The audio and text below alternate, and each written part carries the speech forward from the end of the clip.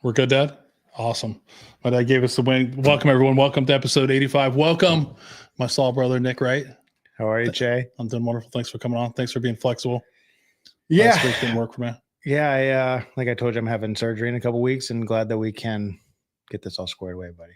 Yeah, me too. Thanks for being flexible. I appreciate it. So, like I said, tonight my guest is Nick Wright. So tonight I'm joined by U.S. Army veteran Staff Sergeant Nick Wright. Nick's story is one of service, growth, and continuing purpose. Well, after hanging up his uniform, born in Tampa and raised across several states before settling in Pinkerton, Ohio. That's right. Pinkerton. Are they still in the football championships? I think they are, right? I don't know. I wasn't. Right. I can look at the stats. I didn't play football, but Nick graduated from Pinkerton North in 2005 and later answered the call to serve. He enlisted in the Army as a pharmacy specialist and went on to spend 10 years in the uniform, serving in Belgium with NATO forces, supporting healthcare operations in Kansas, deploying to Egypt, and then recruiting the next generation of medical soldiers right here in Columbus, Ohio. His dedication and professionalism earned him multiple awards, promotions, and leadership opportunities throughout his career. When his time in the uniform came to the end, Nick did not stop serving. He shifted his mission, becoming a financial advisor, focused on helping individuals and families, including fellow veterans, build strong financial futures. He continued to excel, earning his MBA from The Ohio State University, gaining multiple advanced certifications, and continuing to support life-changing programs such as Save a Warrior. Nick is a husband to his high school sweetheart, Jennifer, and the father of 3. He loves golfing, playing guitar, and cheering as kids' sporting events. Tonight, we talk about his Army experience, the challenges and growth that come from transition, his struggles with PTSD, finding purpose in a new chapter, and continuing to serve the veteran community. Please join me in welcoming Nick Wright to episode 85. You sound really important when I read that, right? Dude, man, I was going to say, first off, I was like, I didn't know if I needed to come to attention because you're reading a 638 on me, man. That's like, I mean, you sound really important when I said that. I'm happy to be here, Jay. Thank you for inviting thanks for coming in. We're going to have a great conversation. I know it. So we'll always start off the quotes. This one's from Buddha. What you think, you become. What you feel, you attract. What you imagine, you create. I like that one. I thought you'd like that one too. Thanks, maybe buddy. not. Yeah. Maybe not, man. I thought you'd like that quote, Nick. I love it, Jay. Not forget now. So let's talk about growing up. You moved around a lot, like me. Yeah. What was it like moving around a lot like that? So my dad was Air Force, yep. And he's told me I think it's like whatever the equivalent of MOS is. He was at 88 Mike for the Air Force and down in Tampa, born in MacDill Air Force Base. And maybe 2 or 3 years old, he got out of the service and decided to move back with family that was up in New York. So we lived in just outside of Rochester, New York, which was pretty cool, right? Growing up there in New York was, looking back, pretty awesome, right? Grew up on about an acre and a half. My neighbors had a 23-acre farm. Pre all this, right? No technology, no nothing, and we could just go out and run around. Childhood's a little fuzzy, right? The years and how old, but we'll say approximately maybe like 10, 11, something like that. Moved to Pittsburgh. Was there until approximately 8th grade and then moved to Pickerington and completed high school out of there. I mean, moving around, like when you're a kid, you don't know, right? So you're just moving bedrooms and no big deal, right? But that was kind of like a first phase for me being like, oh, I got to readapt. I got to mold myself. Yeah. I got to come and be who these people want me to be. Right. So at an early age, it was a skill set that I picked up very quickly to be able to adapt into my environment for sure. Yeah. I moved a lot too. So do you feel like you didn't connect with people sometimes because you knew you were going to move, or was that ever in the back of your mind? So I feel like that was too. I felt like it was always going to be like Dad was going to come home and say, we got to go. You know what I mean? I don't know if it was so much like I was prepping myself. Because again, like I wasn't involved in those moving conversations, so there was no like ramp up time. But again, not being my true self and not, me trying to be who I thought everybody wanted me to be. I guess that was maybe we could call it maybe like a not here mindset, right? Because it's not myself. But again, turn that opportunity into maybe a strength later in life that I learned how to maybe adapt and be able to read people, learn people, those kind of things. So I wouldn't necessarily just say it was a bad thing moving, right? I mean, and learned a lot different, even though it's still America, it's different cultures, different areas. And I got to kind of because have a broad-based childhood, if you will. Like one of the things I was worried, like I always felt like, I moved to New York in 5th grade. And What part? Newburgh by Wow. West Point.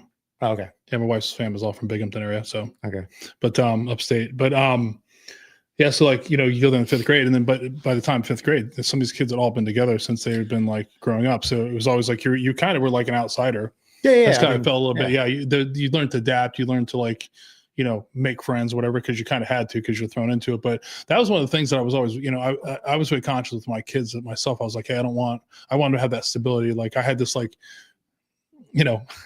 flawed way of thinking that that's the way it should be, is you should have people that you grew up with your whole entire life. Because that's my wife. My wife has known like her best friend since she was like, same, like 7. What I don't know the age.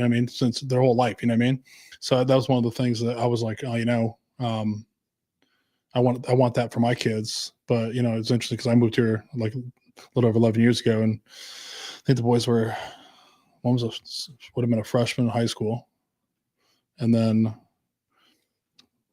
I'm trying to think hard here. Like I think 7th grade maybe. Okay. And I think Gabe was like 4th or 5th. So I was kind of worried about that. I was like, holy shit, you're because they had that, right? They'd all went to school together, and I'm like, I'm gonna like mess my kids up. Yeah. Well, I mean, we could probably sit here and debate for a little bit if it messed me up at all. No, I mean, but I think what it works out to, like you said before, the reason I say is like, I like now they have close friends. I mean, I think that's one of the issues of like growing up around the same people all the time is you don't, it's the same people, right? So you grow accustomed to them. You don't have to, I don't like to say that like not be yourself, but I mean I get that too. But I think there's just like, well, like for instance, to like change. Sometimes you have to change. Life throws something at you, and you got to adjust and overcome it and change. And I think that was big for my kids. I think they definitely were thriving here. You know what I mean? Yeah. Well, I mean, like moving. I remember moving from New York. My closest neighbor was miles down the street. Right. Moving to Pittsburgh. Moving into we'll call like a regular suburb, right? And so having to ingrain myself into like whatever sports like the kids I was trying to get into, I had to do. And moving into high school, I mean, like I had friends, I wasn't an outcast, but like, it's funny. So like you said, my wife, although she moved in Pickerington often, like same school system, same friends, right? Now I will admit I'm not on social media, but like I haven't been invited to any of my high school reunions. Right. And one day I was going through like my yearbook, and I was like, I don't even remember that dude. I don't remember that dude. I don't remember that dude. You know what I mean? Like, and so it probably would have been nice, like if I could have like painted my picture, had some continuity, but that old cliche, like what had happened has built me to where I am today. Yeah. And I've learned some good people skills that have, put me in. Yeah, I think, and like I look back at it differently. Like that was, like I said, the whole thing is I felt like it was more of a weakness than it was a strength. But now that I look at it, it really did help you to be able to go where you need to go. Like I was really worried about bringing my kids here. I was like, oh my gosh, that was really the reason why, the one thing we didn't want to do. And like, oh, now it's like it never happened. It's no big deal. You know what I mean? And back to high school, like I think I talked to 4 people. The closest person I went to high school with is actually in Sunbury, and we've been trying to get together now for like 3 months. I just found out it was here, so it's like. Yeah, I mean, I think it's like with anything, you can look at it as a weakness or an opportunity or a strength, whatever lens you want to look through it. I mean, it's really what you, how you want it to turn out for you. Yeah, and I think that's also pre-Saul for me. Like everything was looking the past and the negative. So we'll get into that more. So Dad, you graduate from Pinkerton High School. It's Pickerington. I know, I'm messing with you. Oh, it doesn't bother me. I like messing with you because I think they're still in the tournament though. But my son beat you guys. We're in Orange. Orange is like number 1 in the state, so I'm kind of talking. Dude, I mean, shit, like I said, look at the stature. I was probably going to be like backup punter or something like that if I was ever led on the team. But yeah, I mean, I know that Owen Tangi's sports are crushing. Football's killing right now. Yeah, well, Liberty. So we're close to Liberty.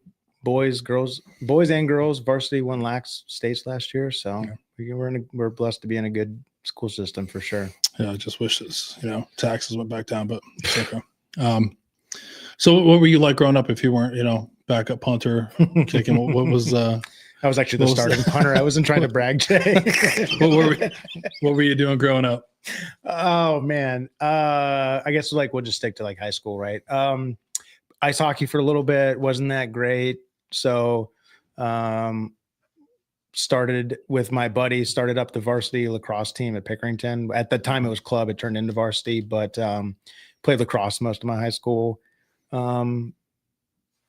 years, if you will. Mediocre to semi good. Like I wasn't gonna get a full ride scholarship to, Duke or, Yale or anything like that. But had a verbal handshake agreement that I could walk on to a D3 school, and decided that I'd rather party than go play collegiate sports. And so I just didn't even follow up with it. But yeah, no, I mean, just normal high school kid. I actually didn't get into a lot of trouble. I kind of walked the straight and narrow. I worked, I had a job, I played sports, just a couple friends, right? Because I had to adapt pretty quickly and find some friends and pull them close. And so I, although I knew everybody at school, but I would say like I probably had 3 close buddies, and that was it. Mm-hmm. So we decided to head to West Virginia. Yeah. So graduated high school with a pretty abysmal GPA. But you still gone to West Virginia. Well, okay. I mean, I'd let you read through the lines in that one, buddy. I wanted to be a high school math teacher. That was kind of like my passion at the time. And West Virginia, it was like a 2-part benefit. One, they gave Ohio students at the time in-state tuition rates, and it was a 5 years master's program. Like you just went straight through and got your master's in 5 years. So I thought at the time that was going to be, that was the plan, and that's what I was going to do. And I know just from knowing you that didn't quite work out. Yeah. So it was a really weird thing that at the time, West Virginia University was trying this new thing out. It was called class, and I didn't want to participate in it at all. And who would have thought that you couldn't just show up to your final and get an A in the entire course? Yeah. And so, I know, all jokes aside, right? So I graduated high school actually at 17, not because I was some brainiac, just because I started school early. Yep. Right. And so I kind of joked at the time that I wasn't even old enough to buy a pack of cigarettes. I got to get my buddies to go buy me smokes when I was 17. Right. So obviously, like, not mentally mature enough to be away from the house and, in this far off distant land. Yeah, I mean, just royally screwed some things up at WVU for sure. Got a nice letter in the mail saying, thank you for all the money that you paid us, but it's time to go back to Ohio. Man, and at the time, my life was crushed, right? Because go ahead. No, so like, I mean, you went from a guy who's, following the rules to, you get that freedom and took full advantage of it. And some. Double down on it, buddy. Double down on it. Nobody can know, but there's some conversation we're having in our head. It's just funny about, it's like everybody else. You don't have to share everything. It's fine. But yeah, like it didn't go your way. I mean, it's for some decisions that you made. Yeah. And so, no, I was going to say, you get the letter, and then what happens? Eating slice of humble pie. Dad comes and helps me pack everything up, and I go back home and just trying to figure it out, right? Living back in my parents' basement. At the time, I'm 19 years old, and all the neighbors are like, "Hey, Nick, what are you doing back?" Right? And I'm like, "Well, about that." I'm not allowed to go back to West Virginia, but yeah, yeah, man, just kind of sucking hard for a little bit, right? So is that when you first started struggling? You think, we want to talk about struggling. What was it like being 19 years old? Kind of go out, think you're gonna, you got a plan, and then 2 years later you're back at home, don't have a plan. What was going through your mind at that time? I think at first I was like, like the stages of grief, right? I couldn't even tell you all 5 of them. I've heard that slogan before, but like, like denial, anger, like all that fun stuff, right? And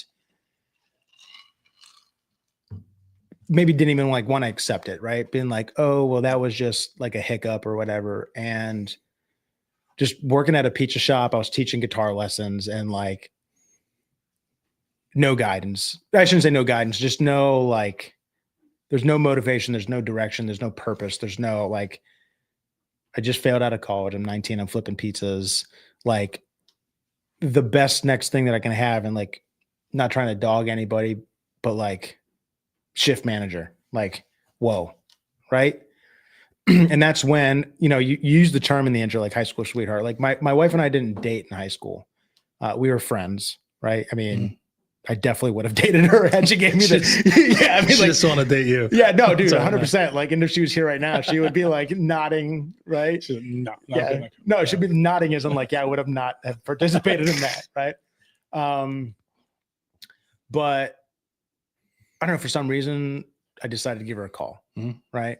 And luckily she answered, right? And we just started hanging out again, and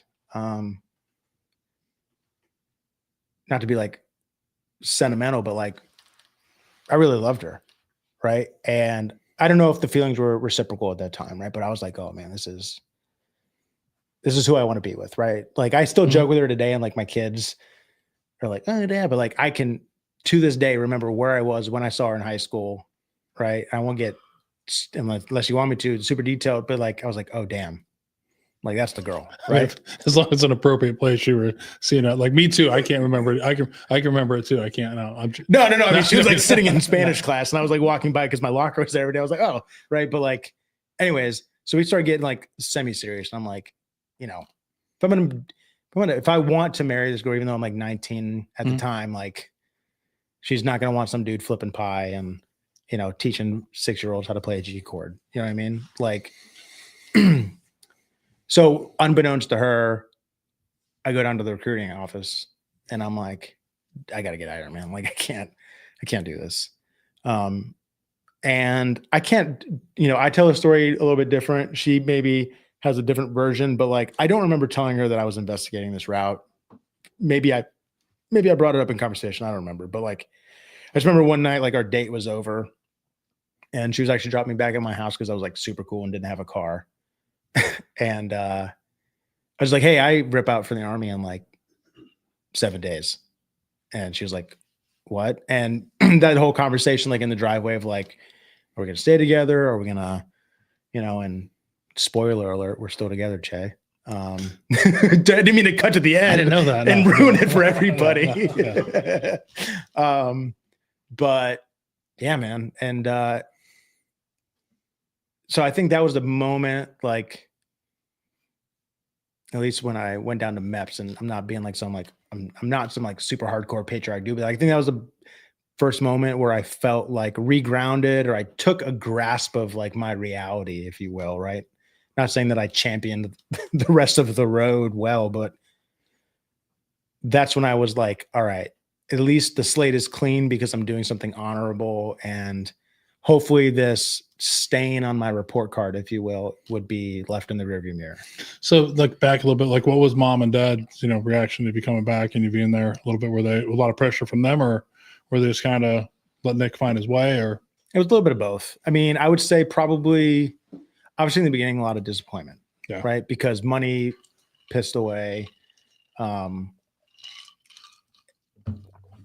I probably came pretty close to that beer drinking record we were talking about. I mean, like, it just like, that's where it all went. Right. And that was, I mean, to be raw, that was like money that my grandfather left to set aside. Right. And so there was like emotional, like baggage with all that. And it was kind of like that. We're not going to talk about it. Like, we both know that you fucked up and figure it out. Right. So, I mean, they gave me some leash, but like, they wouldn't just let me sit down there and like eat Hot Pockets and play World of Warcraft. You know what I mean? Like, so do you think can get with your wife, now that propelled you a little bit to like, hey, you mentioned a little bit, like, was that you think it would have taken you a couple more years to figure it out on your own had you not started dating her? Or what do you think was, I think two things was, one, her, and two, the Army. Like we've talked about this. I was like, I don't even know where I would be right now. Yeah. Had I not taken those steps. So what made you join the Army and become the first pharmacy specialist I've ever met? Yeah.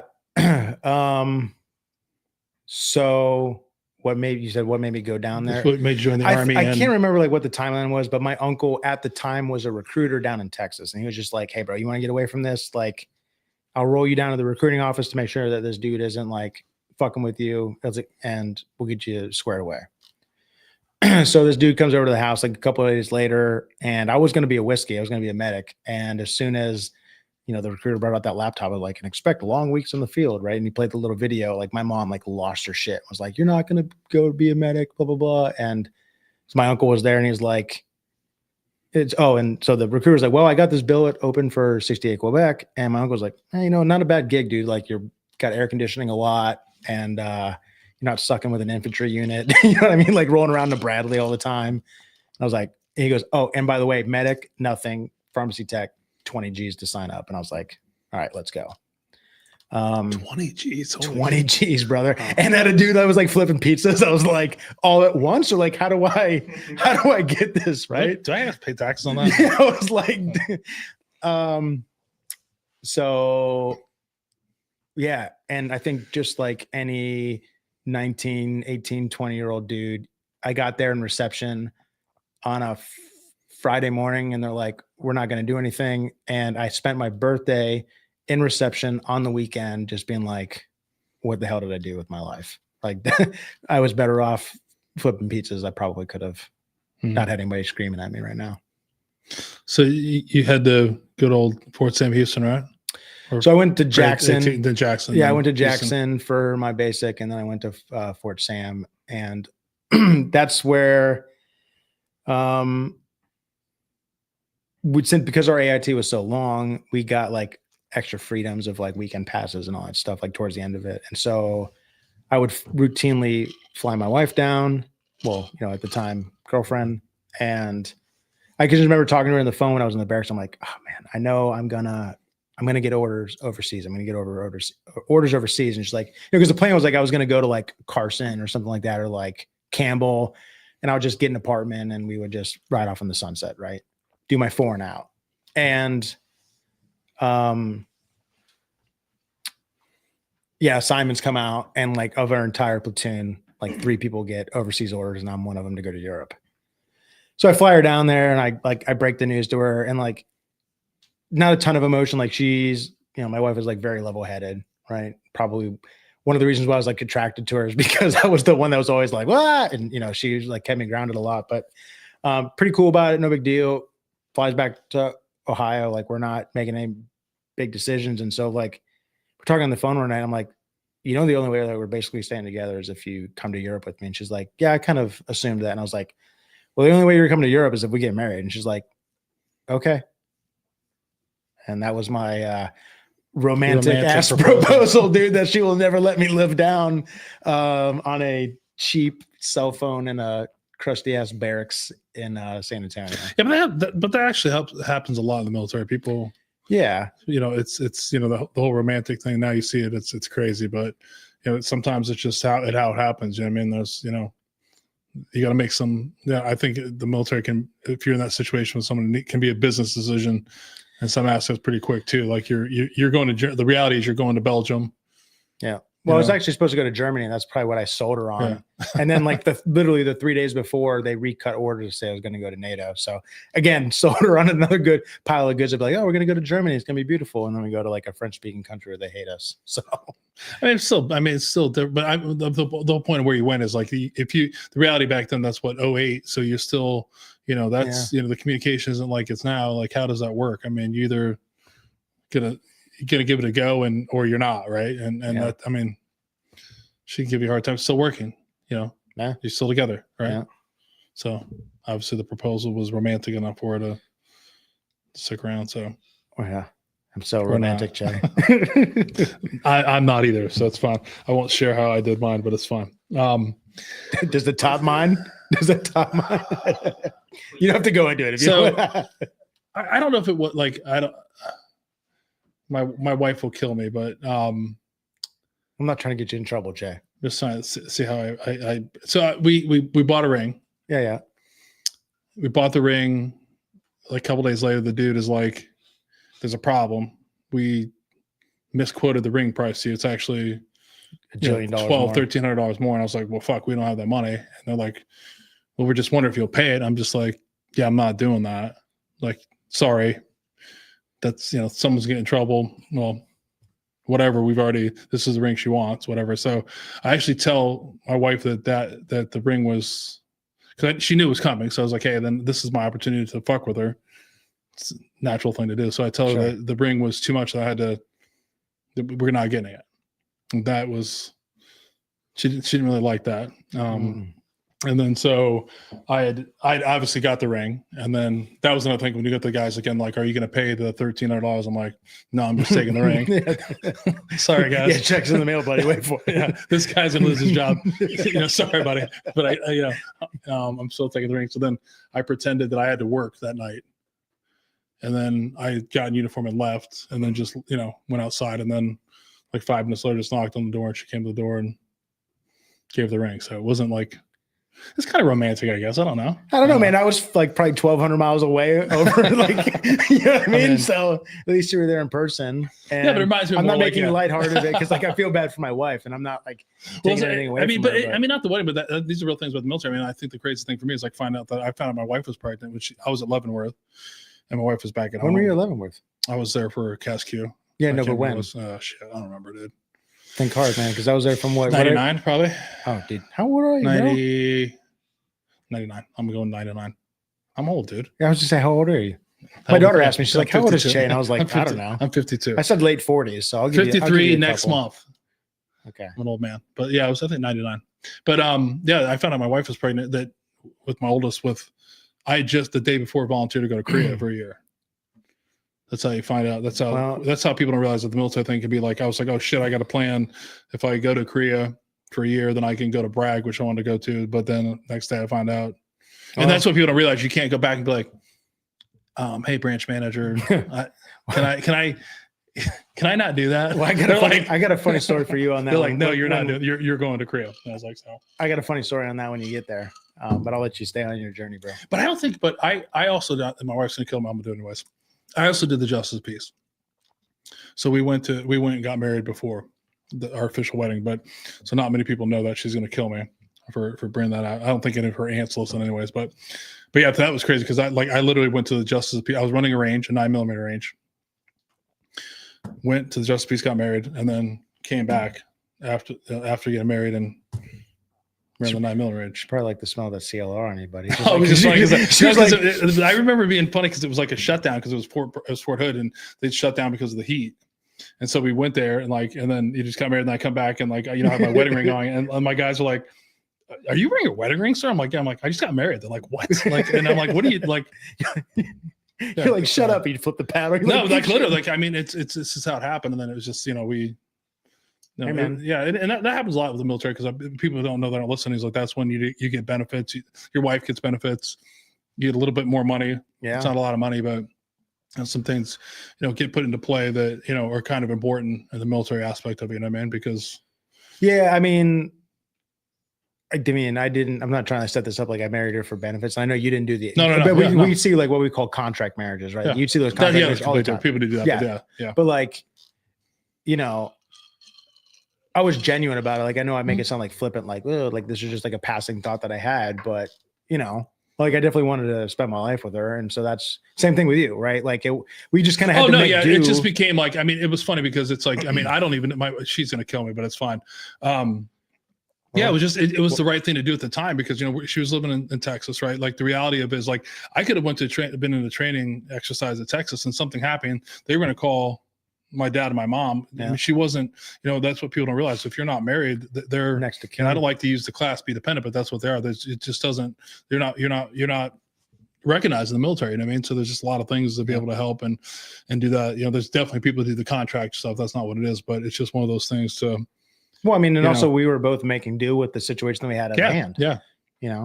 It's not like we could have gone out and planned some $60,000 wedding, right? Yeah. We just kind of made it happen. Yeah. There's a lot of things that happen in the military like that people don't understand. And, there's all but yeah, it's funny when I always see those pictures. I'm like, holy shit, but we kept it secret for a lot of people. I'm probably dead after this, but. Hey, well, 85, man. Way to wrap it up. Fine, yeah. Sorry. I mean, like, yeah, I don't, yeah, no, it's okay. I mean, it's fine, but it's just interesting. But we only celebrate our church wedding. But the funny part for me was my wife's Catholic, so then we get married in a Catholic church, and Jana was completely stressed out about telling the priest this, and it was so funny because he was like, what? That doesn't count. Yeah, You know what I mean, like, you're not married in the eyes of God. That was just a contractual thing. We're like, it's like, Che, take that and it ring was like, off. no, he was like, so she thought she was getting in trouble. It was just so funny. I'm like, I mean, he even knew because he was a military priest. It's like, it's fine. I mean, like, yeah, it just happens. But yeah. So, well, and the funny thing about it is like, so I ask her while I'm in AIT, and like, God love her, man. Like she planned out like the real deal, dude. Like on the, little money that we had and anything that else, like family helped us out with, but like church reception, big thing. But like the thing that kind of sucked about it for me was, I might be like oversimplifying. And I don't obviously remember my calendar, like, it was however many years ago, but like 17 years ago. Basically like got off the plane on a Friday in Ohio, married on a Saturday, reception, got on a plane by myself on Sunday to like rip out to Europe. Right. So, yeah, it was just a crazy time, man. And like, yeah, that shit's happened a lot though. That's what people don't realize. Yeah, and like, I mean, with the military, like my kids were the other day were asking like, where are we going on honeymoon? We've never been on a honeymoon. Like we had to burn leave to go to New York to New York to get married. I didn't have leave. I didn't have enough leave to do all that. And then I didn't have money to do it. So it was like, even though I was a lieutenant, it's like, it was still like, oh shit. So they're always like, what'd you do? I was like, dude, we just went back to like work, normal life. Yeah, normal life. Just went back to work. Well, and that's why I joke is like, we didn't get a formal honeymoon either because I was like an AIT, I had like $28 in my name. Right. But what happened to the 20K, bro? I mean, dude, I was flying her. Now I know why you need a CPA. Like, I mean, like, there's 20K that was coming in. Well, first off, you were talking to 19-year-old Nick, and two, I was flying her down and putting her up into hotels a lot, right? Yeah. And that's where a lot of my money went. Well, and also it was broken over 5 years. I'm giving I know, time, but I joke with her at the time, and still like, pulling her leg. But I was like, I took you on a 3-year European honeymoon, right? Yeah. But like, not really, because I was living on, at the time I was on E3, I was making like negative $40 every month. And like, we weren't living a high life. Yeah. Right. So, but no, what was it like going over there? I mean, I obviously lived in Belgium 3 years. You're what, 19, 20 years old at the time? Yeah. Am I allowed to, is this? Yeah, I was going to say, I know what the rules are. Help yourself. We had a joke that we're not going to have a featured whiskey because I thought that Nick didn't drink, so that's fine. But now I'm going to try. Do you need help over there? I don't know. This is such a fancy bottle, Jay. I'm not trying to pull it out. I'm just not trying to break your microphone, dog. Give me that thing. Yeah, you're stressing me out. Now I'm not going to be able to open it. Yeah. I just envision myself just pulling there it. You go. The 80-second guy's helping you out. It's okay. That's all right. That's all right. Thank you, sir. You're welcome. Belgium, 3 years. I mean, dude, so like so many ups and downs, good, bad, all that. Like a little bit. Sorry, you want to put it over here? All right, a little bit defeated, right? Because I was dead set on going to Germany, right? And didn't know, like literally was like Belgium, like had to pull out a map, right? It was fine. When you look at Belgium as a country, there's a invisible line that bisects the north and south. And so back in like the 20s, 30s, and 40s, Belgium was like a big industrial company, like factories and all that. And the north was farmland. So a lot of the money and influence was in the south where we lived, French speaking. And technology happens. The north is more tech. Everything leaves the south, and they speak a language called Flemish, and very good in English, and they're super cool. So we lived like in the not cool part of Belgium, right? And like with people that didn't really like you. But it was also pretty cool because, I couldn't tell you how many countries are in NATO, but, working with like a Brit and a German and, blah, blah, blah, every single day. And then just learning customs, cultures, learning about their food and their heritage. Like that was super cool. Mm-hmm. Right. Living abroad as newlyweds when you're 19 and 20, like challenges, right? Definitely still growing as a 19 and 20-year-old, right? And being what I would call reprogrammed by the Army, right? Mm-hmm. Mission first. That, like, obviously being away from family, never being married before, living in a different country, all that stuff, I didn't handle it well, right? And looking back, could have done better, 1,000,000,000%. Right. But yeah, it was just like one of those times where it was like, when it was good, it was really good. When it was bad, it was pretty bad. But like, Probably not handling it well. well, I mean, just being in the Army, just like being an enlisted Army soldier, right? Where it was like more important to hang out with people. It was a drinking culture in the Army. It was, it was weird because, well, I'm sure you're well aware of this, but like when you're overseas, it's like you kind of have to be, again, moving, right? The Army is just another constant like moving chain, being deployed or being mobilized or whatever you want to call it. Like it's just another chameleon style environment. And so you kind of have to make do with what you've got. And everybody over there was just trying to figure it out. And, it's kind of like no matter where you are in the Army, and not making anybody wrong, but it's just like you're just seeing so much, man, because there's so many walks of life coming at you from different parts of the country, and you're exposed to so much. And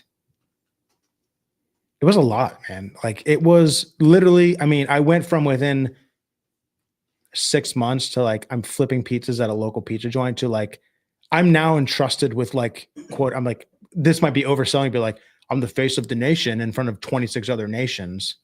Right. Not that I'm like this general getting up on the podium, but like when people see me, I am what represents the United States when I'm walking around on that post, so it's like, who am I? What am I doing? I'm like 19. How are you guys trusting me with a gun? You know what I mean? Like it's just like all of these things at the same time. How was your relationship with your wife at the time? Up and down. I mean, like every relationship goes through the ups and downs, but like, again, man, I was just trying to figure it out. Like I had no idea what I was doing. I mean, at the time I got married at 19 and like, I'm not touting my success, whatever, by any means, but it's like, how many people do you know that got married at 19 that are still together? Right. So like, I say that hats off to my wife for being probably loyal to a fault. Mm-hmm. Right. I mean, there were times where we weren't technically separated, but there was breaks where she's like, hey, I got to go back home for a while and just like chill and decompress, and then I'll be back. Right. Mm-hmm.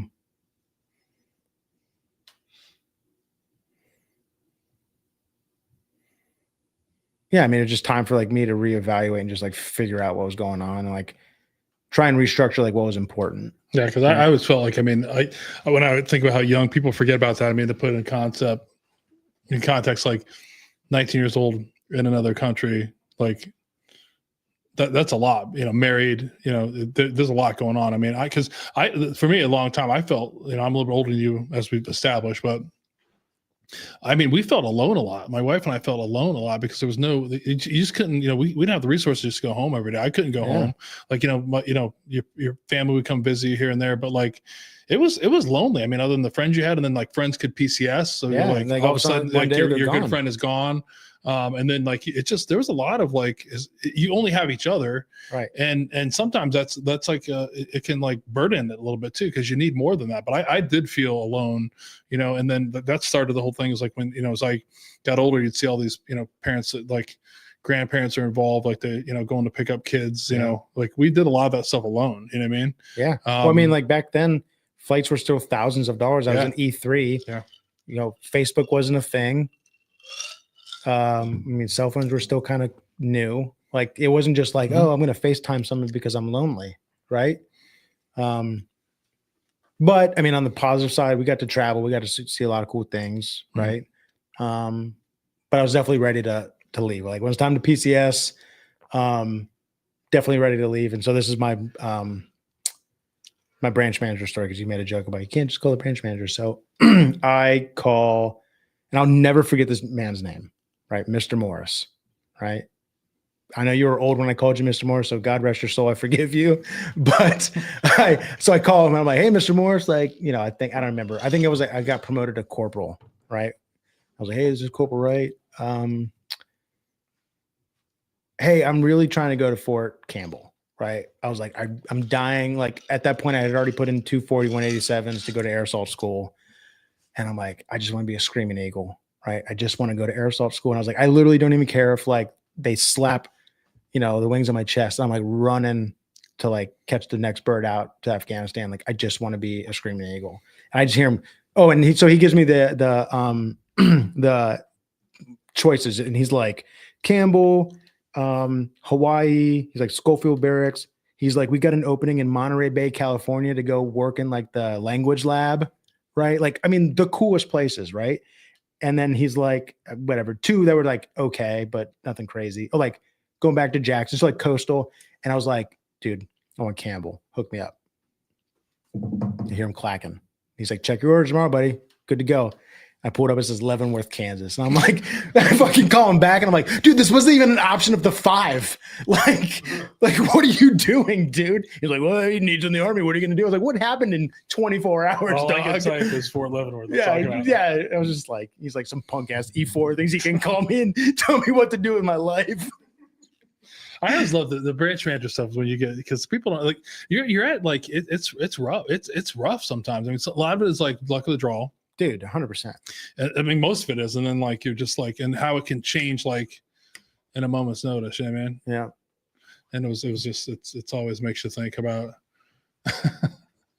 Well, it's just like, I always kick myself. Like I was like, my old battalion commander was a brigade commander at Stewart. So he wanted me to go there. I didn't want to go to Stewart.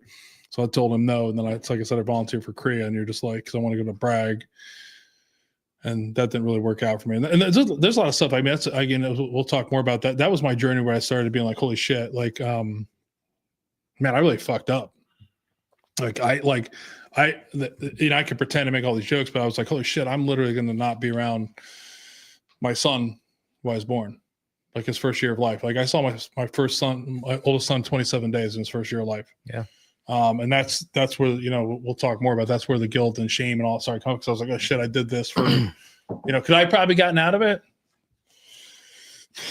Maybe, but I didn't even try. I just was like, you can't get out of it. I can't be the guy who goes back and say, hey, I want to. Just kidding. Yeah, no, I mean, the reality is I didn't want to go to Stewart. I want to go to Bragg. So the only way to go to Bragg was to get that way. You know what I mean? So go back to the motherland. Yeah, to go. That was the only way to go, right? That was the only way to figure it out. So like, there's a part of me that always looks back and knowing that I didn't. It was like, let's say it's 1 or 2 days. I could have called back and I could have tried to figure something. But I was so focused on what I wanted, and then like. You hear all the time, be careful what you wish for, it might come true. And that's what happened. You know what I mean? And it's one of the things that, just recently talking to my dad about is my dad left for Korea when I was an early age too. And that's one of the things I never forgave myself for, right? Because I didn't, I forgave myself now, but it sucked. I mean, I made this decision for me and I ended up screwing over my wife and my son. You know what I mean? Mm-hmm. So you were in Korea? Yeah, I went to Korea for a year. Yeah. Okay. Yeah. So I came home. He's like, within like 12 hours, Ben was born. Like 18 hours to be exact. Yeah. So kind of almost my similar situation. So I'm in Leavenworth, and I wasn't like, I don't know, like 50-50 on Leavenworth. Right. And I always like to joke, like I was on the good side of the bars, right? Like I wasn't, but Leavenworth for Leavenworth, thumbs down. Leavenworth as a town, double thumbs down. Living in Kansas City proper was great. Like my wife and I loved Kansas City, man. Like we were even like considering like flippantly one night, like, oh, maybe we move back to Kansas City, right? Spoiler alert, I still live in Ohio, Jay. I like the spoilers. They help me a lot. Yeah. But yeah, so we're driving home so my wife's pregnant and we're driving home from like the first ultrasound where, you get to hear the heartbeat. My phone rings and it's my squad leader. It's like, hey man, you got orders to rip out and deploy. Like check your email. And I remember like clicking off my phone, or excuse me, back then flipping my phone down. Right. And my wife's like, who's that? I'm like, don't worry about it. You know what I mean? Yeah. And same thing, right? I mobilized to Egypt and I come home and my wife is induced. My daughter's born the next day. And then I think it was like 72 hours later, I was back on a plane and finished my deployment. So like I got to see my daughter for like 72 hours max. And then I left again for another 4.5 months. So yeah, which totally sucked. Yeah, that was, I used to play off that didn't bother me, but yeah, I mean, dude, like 100%.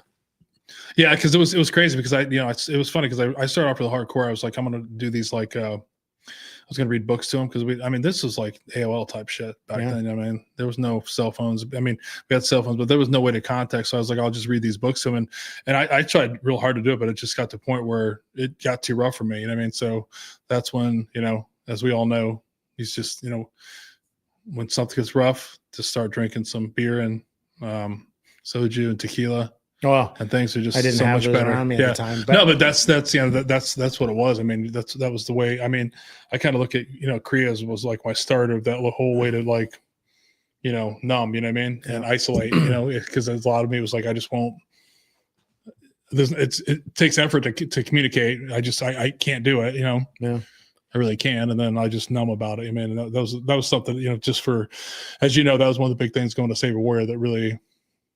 Was one of the driving forces behind why I wanted to. I had a lot of guilt about that, man. Yeah. And then just to do it a few years later, when I went to Afghanistan, it was like, holy fuck, I'm abandoning my family.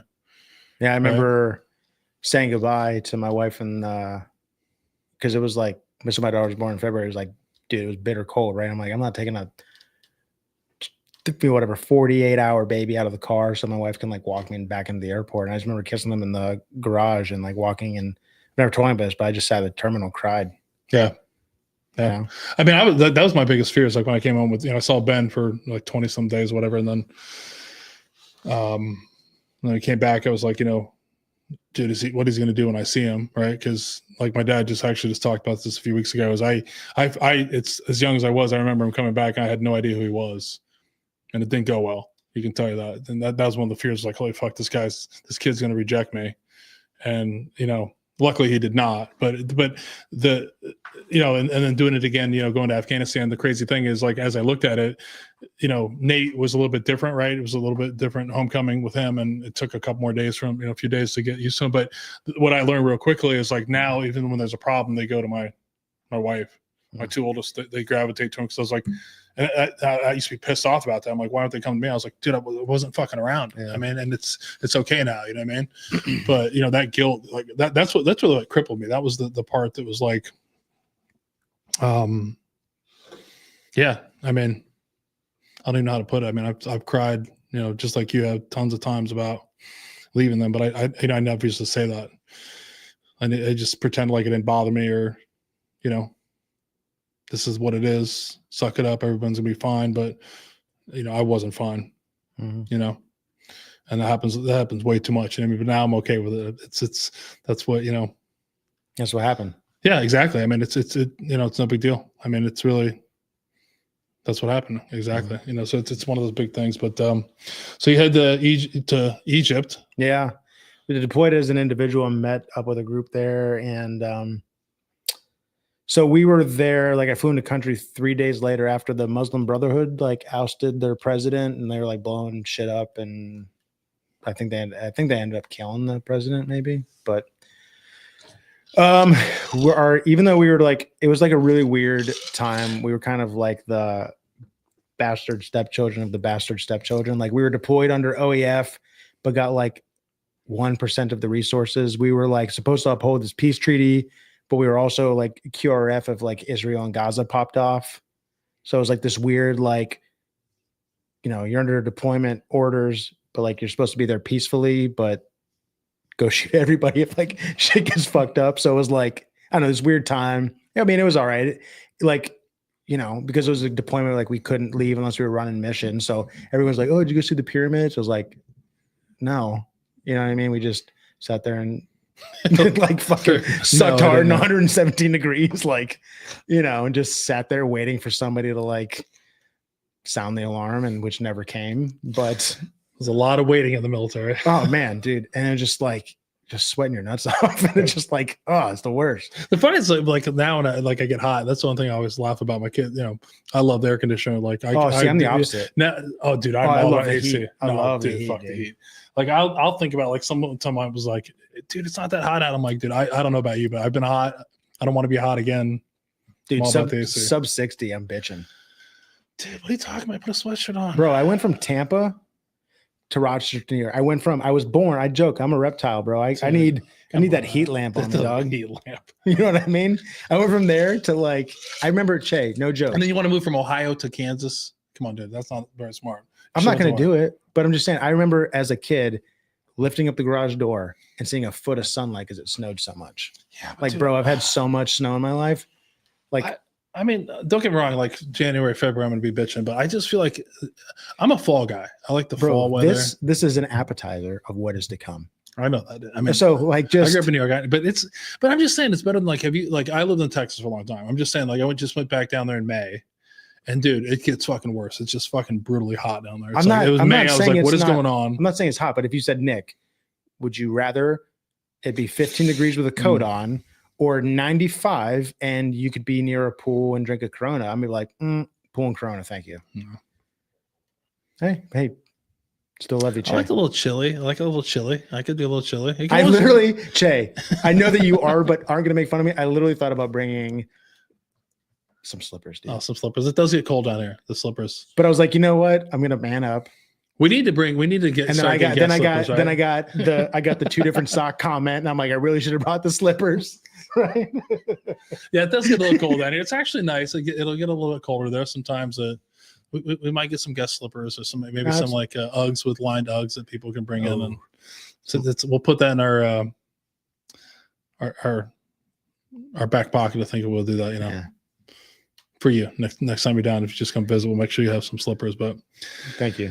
So you head back to you get done with Egypt, and you get sucked into the lovely world of recruiting. Oh man, it's the worst. I thought you were going to start off like positive about it.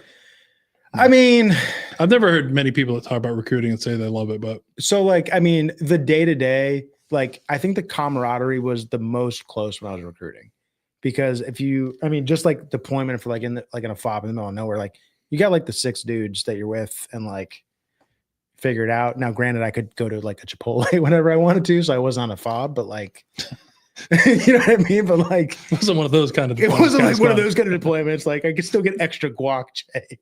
At Starbucks, yeah.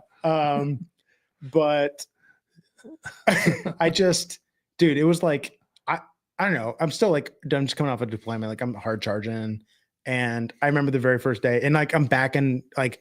I was supposed to go to Cleveland. It was like the one time the Army was cool. Like I called up the sergeant major of our battalion, was like, hey, sergeant major, I'm from Columbus. Can I get back there? And he was like, yep, slide you down. So I'm like, oh man, like the Army actually cares about me. Right. And I'm going to recruit. Like I've always wanted to go to Ohio State. So like, oh man, I get to go on campus and recruit at Ohio State. And I'm there with like one of the E7s, and like we pull up in front of, dude, I'll never forget this moment in my life. We pull up in front, like we park in front of the horseshoe, like in restricted parking. He's like, dude, we're in a G-Jet, dude. He's like, we got gov plates. Like we'll park wherever we want. And I was like, okay. Like I'm getting ready to get out, and he just turns the car off, hits his like seat thing, slides back, says good night. And I just sat there for like a couple hours being like, the fuck? Like, are we going to do anything? Or are you just going to sit here and take a nap, dude? And that was like basically medical recruiting for a long time, was just like, don't do anything. But then do everything because everybody in your office wanted to fuck off all the time. Right. Which made it really stressful, right? Like, I don't know the statistic, but I'm sure anybody can Google, like, what's the suicide rate in recruiting command? And it is less than pleasant, right? Yeah. Yeah. Now, granted, I got to do medical recruiting because of my background. I didn't have to, like, thank God I didn't have to go into like high schools and try and talk 17-year-olds into doing that, right? That's what we call NPS recruiting. Yeah, talk them into being a pharmacy specialist. Yeah, man. Like, God love that guy, right? Staff Sergeant Singer, if you're out there. But so, I mean, like, I kind of felt like at least I was talking to people that were like more professional, right? I was talking to dentists and doctors and surgeons and all that shit, right? But yeah, man, it was just like literally the most headbanging job, but not like rock on. I mean, like I just wanted to slam my head against the desk every single day because it was like, and I get it, like every unit has this, but like you're getting heat because like, why isn't Che in the fucking Army yet? And you're like, well, we're waiting on a waiver. And like, why aren't you getting that fucking waiver done? It's like, because it's literally sitting on your desk, sir. Can you fucking stop making me work extra duty because you haven't signed the waiver for the last 145 days? You know? So that sucked, right? But so it's got to be a hard sell Like, I mean, to sell. So it wasn't like, I gotta be like, I mean, when you talk medical sales, like getting a doctor to come in, getting somebody. I mean, I've always wondered about that because sometimes you're like, I mean, they're going to pay you a lot of money for your school, all the kind of stuff. It does have its benefits, but still, you're taking an opportunity to like, a lot of these people aren't willing to, like my son, my oldest son applied for a naval nursing scholarship, just because we looked at it and we're like, holy shit, it's tons of money. Yeah. Right. I don't know how the fuck he didn't get it, but that whatever, but at the end of it, he was like, I just didn't really want to do this either. I'm glad it didn't happen. But like, you just, to get the people in, I feel like it's like, it's a big commitment. Like, because if you run into medical professionals that people don't know, a lot of them are not like the most like medically inclined or military inclined people. Yeah. So it's like, so we had like two different, unless you were like going through like an academy, right? Yeah. Like our naval academy or like West Point or anything like that. Like you could do it where we would call it the HPSB scholarship, the healthcare something bullshit scholarship, where we like scholarship, paid you a stipend, all this shit. And like, you only owed 4 years after your residency. And like, to me, like as a lowly E6, right. I'm like, oh my God, that's like a steal. Or you could have it where like, I just met like a random doc on the street and was like, hey dude, if you just sign up for the reserves and drill once a week or, once a month and all that shit, we'll pay off $250,000 of your student loans. And like, we had this backdoor channel where I would be like, hey, I have the authority to like sign this form. And if you just come to like a recruiting event with me, I'll sign off saying that counts as your weekend duty. Right.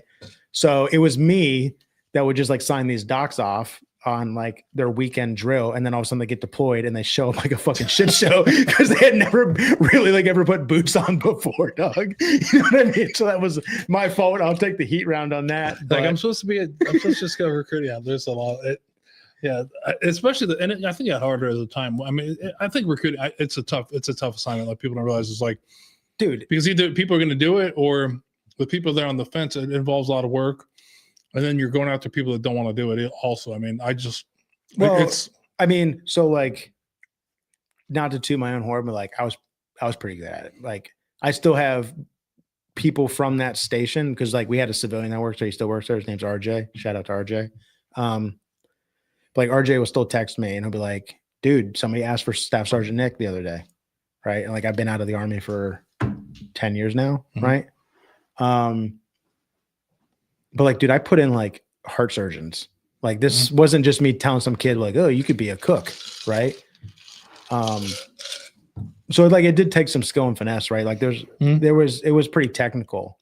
But dude, I can remember the exact moment where I was standing, and I'm sure every veteran, other than like retired people who retired, like I remember the exact moment where I was when I made the decision to get out. Right. So, but to throw some shade on a lot of recruiters. But so there's two different types of making mission and recruiting command. You have what's called volume and you have what's called precision. Right. So every year the Army comes out to you, and I'll speak in like regular Army terms, but like, hey, we need 10 tankers and 5 cooks and 20 infantry and 7 of these and 9 of these. Right. And it totals up to 60 people, whatever, making these numbers up. Right. Well, these people, like the recruiters come back, go, oh, dude, we made mission. We put in 60 people. And you're like, well, yeah, you put in like 9 helicopter pilots and like this, but like nothing on what they needed. Right. So like, cool, I guess. Right. So we put in 100% precision mission within the first 6 months of our fiscal year. Like we put in an oral maxillofacial surgeon, right? That makes $500,000 to $1 million a year in the private side, maybe even more, right? A heart surgeon that year, like crazy professions, right? That we had to literally be like, oh, you're on track to be a whatever at the James. Like, nah, you should probably go drill, right? So anyways, made it in this first 6 months. And so we as a medical recruiting command were one brigade across the entire country. So Full Bird flies out to our office, throws a coin in our hand and he's like, oh, I'm so glad, so proud of you, blah, blah, blah, grip and grin. And he looks at all 6 of us recruiters with our OIC at the time, who was a major in the office. He's like, all of you men are going to be going to 4-day work weeks for the next 6 months. Like you literally made history in medical recruiting command. We've never done this. So I go home and I'm like, tell my wife, like, we're booking weekend trips. Like, this is so great. Roger that. Loving it. That Monday morning, I opened up my inbox and it's that same dude that flew out, looked me in the eye and said, actually, first MRB out in California is sucking on mission and we need you guys to work 6-day work weeks to pick up their slack. And I was like, I've never met these cats. But you got a coin. But I got a fucking coin and Yeah. a dude that lied to me. Right. Mm. And I literally remember just being like, fuck this place, man. And at the same time that happened, I made my 6 and 6 and I missed my primary board or my secondary board for E7, like your first look. Right. And no big deal. Like that typically happens. Right. And this Alarak came out that said, for all of you detailed recruiters like me that missed it, we're going to honorary promote you to E7 in USEREC. Spoiler alert, it says staff sergeant, so I didn't get promoted to E7, right? But then so at the same time, I didn't have, I forget what they called it, but like at the time we called it SLC, right? Senior Leadership Course. And so I had to go to SLC. And I called my first sergeant, I was like, hey, Top, like, I ain't going to the shit. Dude, like I'm getting out. Like, give it to Che. Like he needs it. Mm-hmm. And he's like, no, you're gonna fucking go, blah, blah. You're gonna change your mind. You're gonna like fall in love with the Army again, and you're gonna re-enlist. And I was like, I'm not going, dude. So fucking Monday morning shows up, and I'm not on that roster at SLC. And he calls me. He's fucking livid. And I was like, I told you not. I said I'm not staying in the Army, and that counted as me denying a promotion, and it started the chapter process for me to get out of the Army. And I just felt 1,000% betrayed by every person in my command. Yeah. From my first sergeant up to the full board colonel, everybody fucking hosed me for doing my job in a historic fashion. Did you got a coin? I did. You know where it is right now? I have no fucking idea where that coin is now. The coins get thrown. Actually, you want to know how toxic that dude was? He left and went to another command and got relieved of command and chaptered out because he was so toxic. Yeah. That's there's a lot of bad leadership, good leadership, but I'm sorry that happened to you, brother. I mean, it is what it is. That's what happened. Yeah. And like my life is 100x better. Yeah. So let's start. Like I want to get started talking about when things aren't going well. So obviously you've had, the culture 10 years, the military, which we all know what that can be. Then you have the situation how you got out of the military. What was your transition out? Like, what was the hardest part for you getting out? Losing your job, losing your friends, losing your purpose. What was going on for Nick when? Yeah. So I think for me at the time, I didn't view it as like losing my job. Like I viewed it in my mind as I quit. Yeah. Like fuck these people. Right. And I can remember driving out of Fort Knox just being like, fuck this place, man. Mm-hmm. Like I got my DD-214 and I don't know, like I think maybe going down, like driving down there, I had like this, like I romanticized it being like, oh my gosh, like I'm going to look in the rearview mirror and like, it's going to be behind me and like, oh, chapter page. And just that fucking civilian that was like cutting my 214 was just standard GS civilian. I was like, no, fuck this place, and turning in CIF that was never issued to me. And they're like trying to get me to pay money for shit that was never like issued, just like all this shit. Right. And I'm like, dude, just get me the hell out of here. And I can just remember just driving out there, just like, fuck that, man. I was driving in a government vehicle to get back home. I remember walking in, throwing the keys on the desk and just being like, not like, fuck you guys. Cause like, these were my buddies, but just been like, dude, I'm done. Like, love you, but I'm out. How did that keep growing on you? I mean, did you obviously? I think at the time, like I compartmentalized it, like everything else being like, oh, like I'm good, I'm fine. But like, when you give something to some organization for 10 years and like, not that I needed like a parade, but I think when we're in the service, I'll speak for myself, but like, I'm sure this is probably speaks to other people. Like, I can remember being in Europe and not taking leave, right? Like I specifically remember like my parents coming over, like my in-laws coming over and being like, I can't, I can't miss a Monday. You know what I Yeah. mean? Like this entire place is just going to shut down, you know? And like, I just felt like I gave so much of my life and they're just like, man, later, dude. And, but yeah, I just compartmentalized it and I sealed it up with a middle finger. And that's how I left that box, you know? So for a long time, I remember I had all of my army shit, or I should say majority of my army shit, like in a cardboard box. Just didn't think about it. Yeah, because it was like, why? Like, I mean, I don't want to make it sound like my entire career was terrible. No, I mean, it's just like with the icing on the cake was rancid. You know what I mean? Mhm. And it was just a shitty way to go out. Like I remember going back because like my buds were still there, but like I went back, whatever, 2-3 months later, just be like, hey, like, what's up with you guys? Right? Like I'm in civilian clothes and like I'm feeling like I'm hot shit. And they're like, oh, and they were like a couple of them like fucking around, like another office. And they came in and like, which I could hear like rustling going on, like they're wrapping something like, oh, we forgot to give you like your like an ETS like thing. And I was just like, I don't fucking want this, dude. Like you didn't give a shit then. Like why you like now you're gonna be like, oh, you shouldn't have. Yeah. Right. Like I was just like, oh, dope. Thanks, man. You know? So like it was just a really sour taste in my mouth. Right. Like already being ostracized from Big Army as a recruiter and then being ostracized by that command. I was just like, for doing good. It'd be different if I was like, oh, I got, you know, in massive amounts of trouble, but I didn't. Like me and my team set a record. Yeah.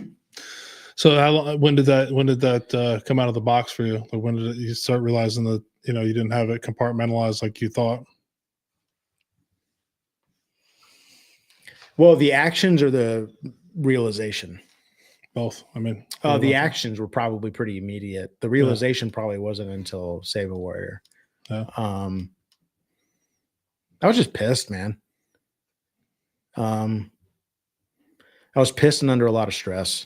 Yeah, because I mean, like the crazy thing, we'll talk more. We'll get into it. But I mean, you leave there, you do pretty well. You get your, you know, you go to OU, get your degree, so you're moving on. You know, things are still going well in your life. But I know that feeling, like you know, when if you know, it doesn't matter when you get out. If you don't get out on your own terms or whatever, you get out. There's still a lot of stuff that you're still looking in the rearview mirror. You know what I mean? That was me for a long time, looking in the rearview mirror about how things were, should have been, would have been, whatever. You know what I mean? But you know, you do that. You know. Well, I mean, looking back at it, man, like I say it now, and I'm still probably unpacking this still to this day, but like I still had goals that because I left, I couldn't personally fulfill, right? Some of them I could have, and they didn't have any control. Like I didn't have any control of completing, but like I wanted to be a drill sergeant so bad. Like that to me was just like, man, I wanted to do that. And I really wanted to be a first sergeant. So that way I could honestly take care of dudes that like deserved good leadership. And I never got to fulfill those. So that it was like two things that I couldn't check the box on that now that I was out, like there's no way of doing that. Right. And so, but also knowing what I know now, like both of those jobs would have just 1,000% sabotaged my marriage. Mm-hmm. Right. But when you're hard charged in the Army, like you got blinders on, man. And like, or at least I did. Right. So it just, yeah, it was just a combination of like, screw all of you guys. But at the same time, like, I wish I could still probably come back to check those boxes, but like still screw you because you kind of broke my heart, you know?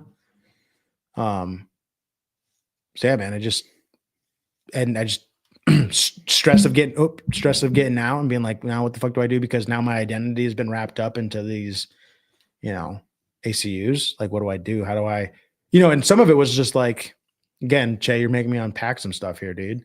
That's the idea. But yeah, you're like, yeah, this dude ain't done yet. But, you know, maybe it was like a flash of like in my eyes of like, oh shit, here's 19-year-old Nick. Like, you got to figure it out, buddy. You know? yeah. Like you had to, I mean, I don't mean to be a jerk. And if I'm speaking out of turn, you can catch me. Right. But like, I feel like sometimes you got to like intentionally choose to fuck up hard enough to get out of the Army. You know what I mean? And like, I didn't do that, but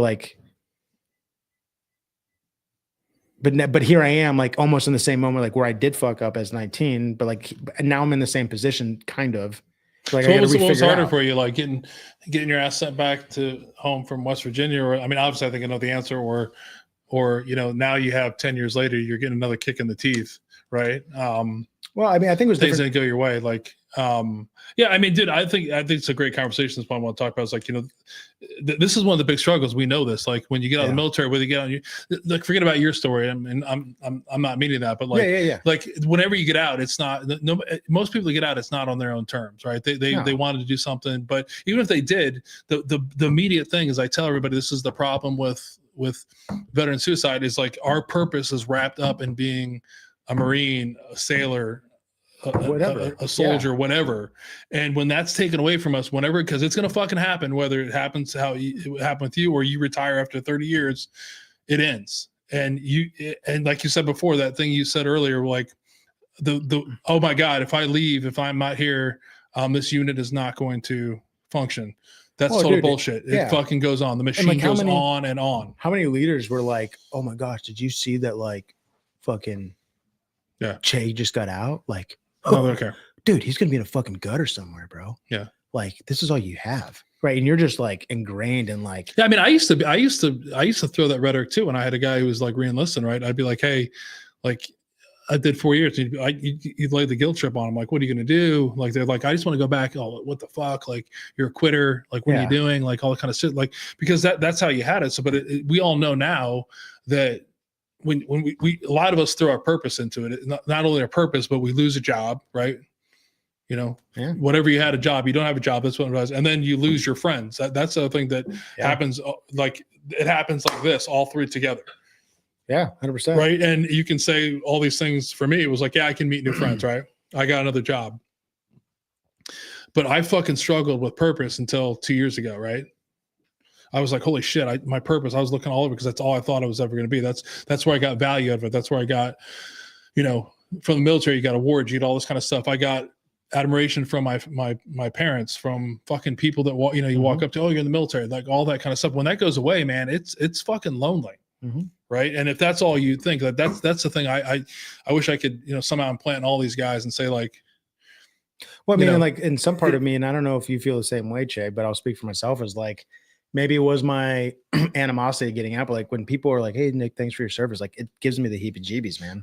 Like I don't have that feeling. It's just that whole, now where I'm at today when I hear that is honestly, like when you thank me for, I say, I appreciate it. I immediately say, hey, you should thank like my family, because they're the ones that, like I just shared earlier, dude, I didn't give a fuck. Like at the time I did not give a fuck. I had made a lot of bad decisions because I wanted to do what I wanted to do. And I thought it was the way to do it. You know what I mean? So I was doing what I wanted to do. Yeah. Until I wasn't.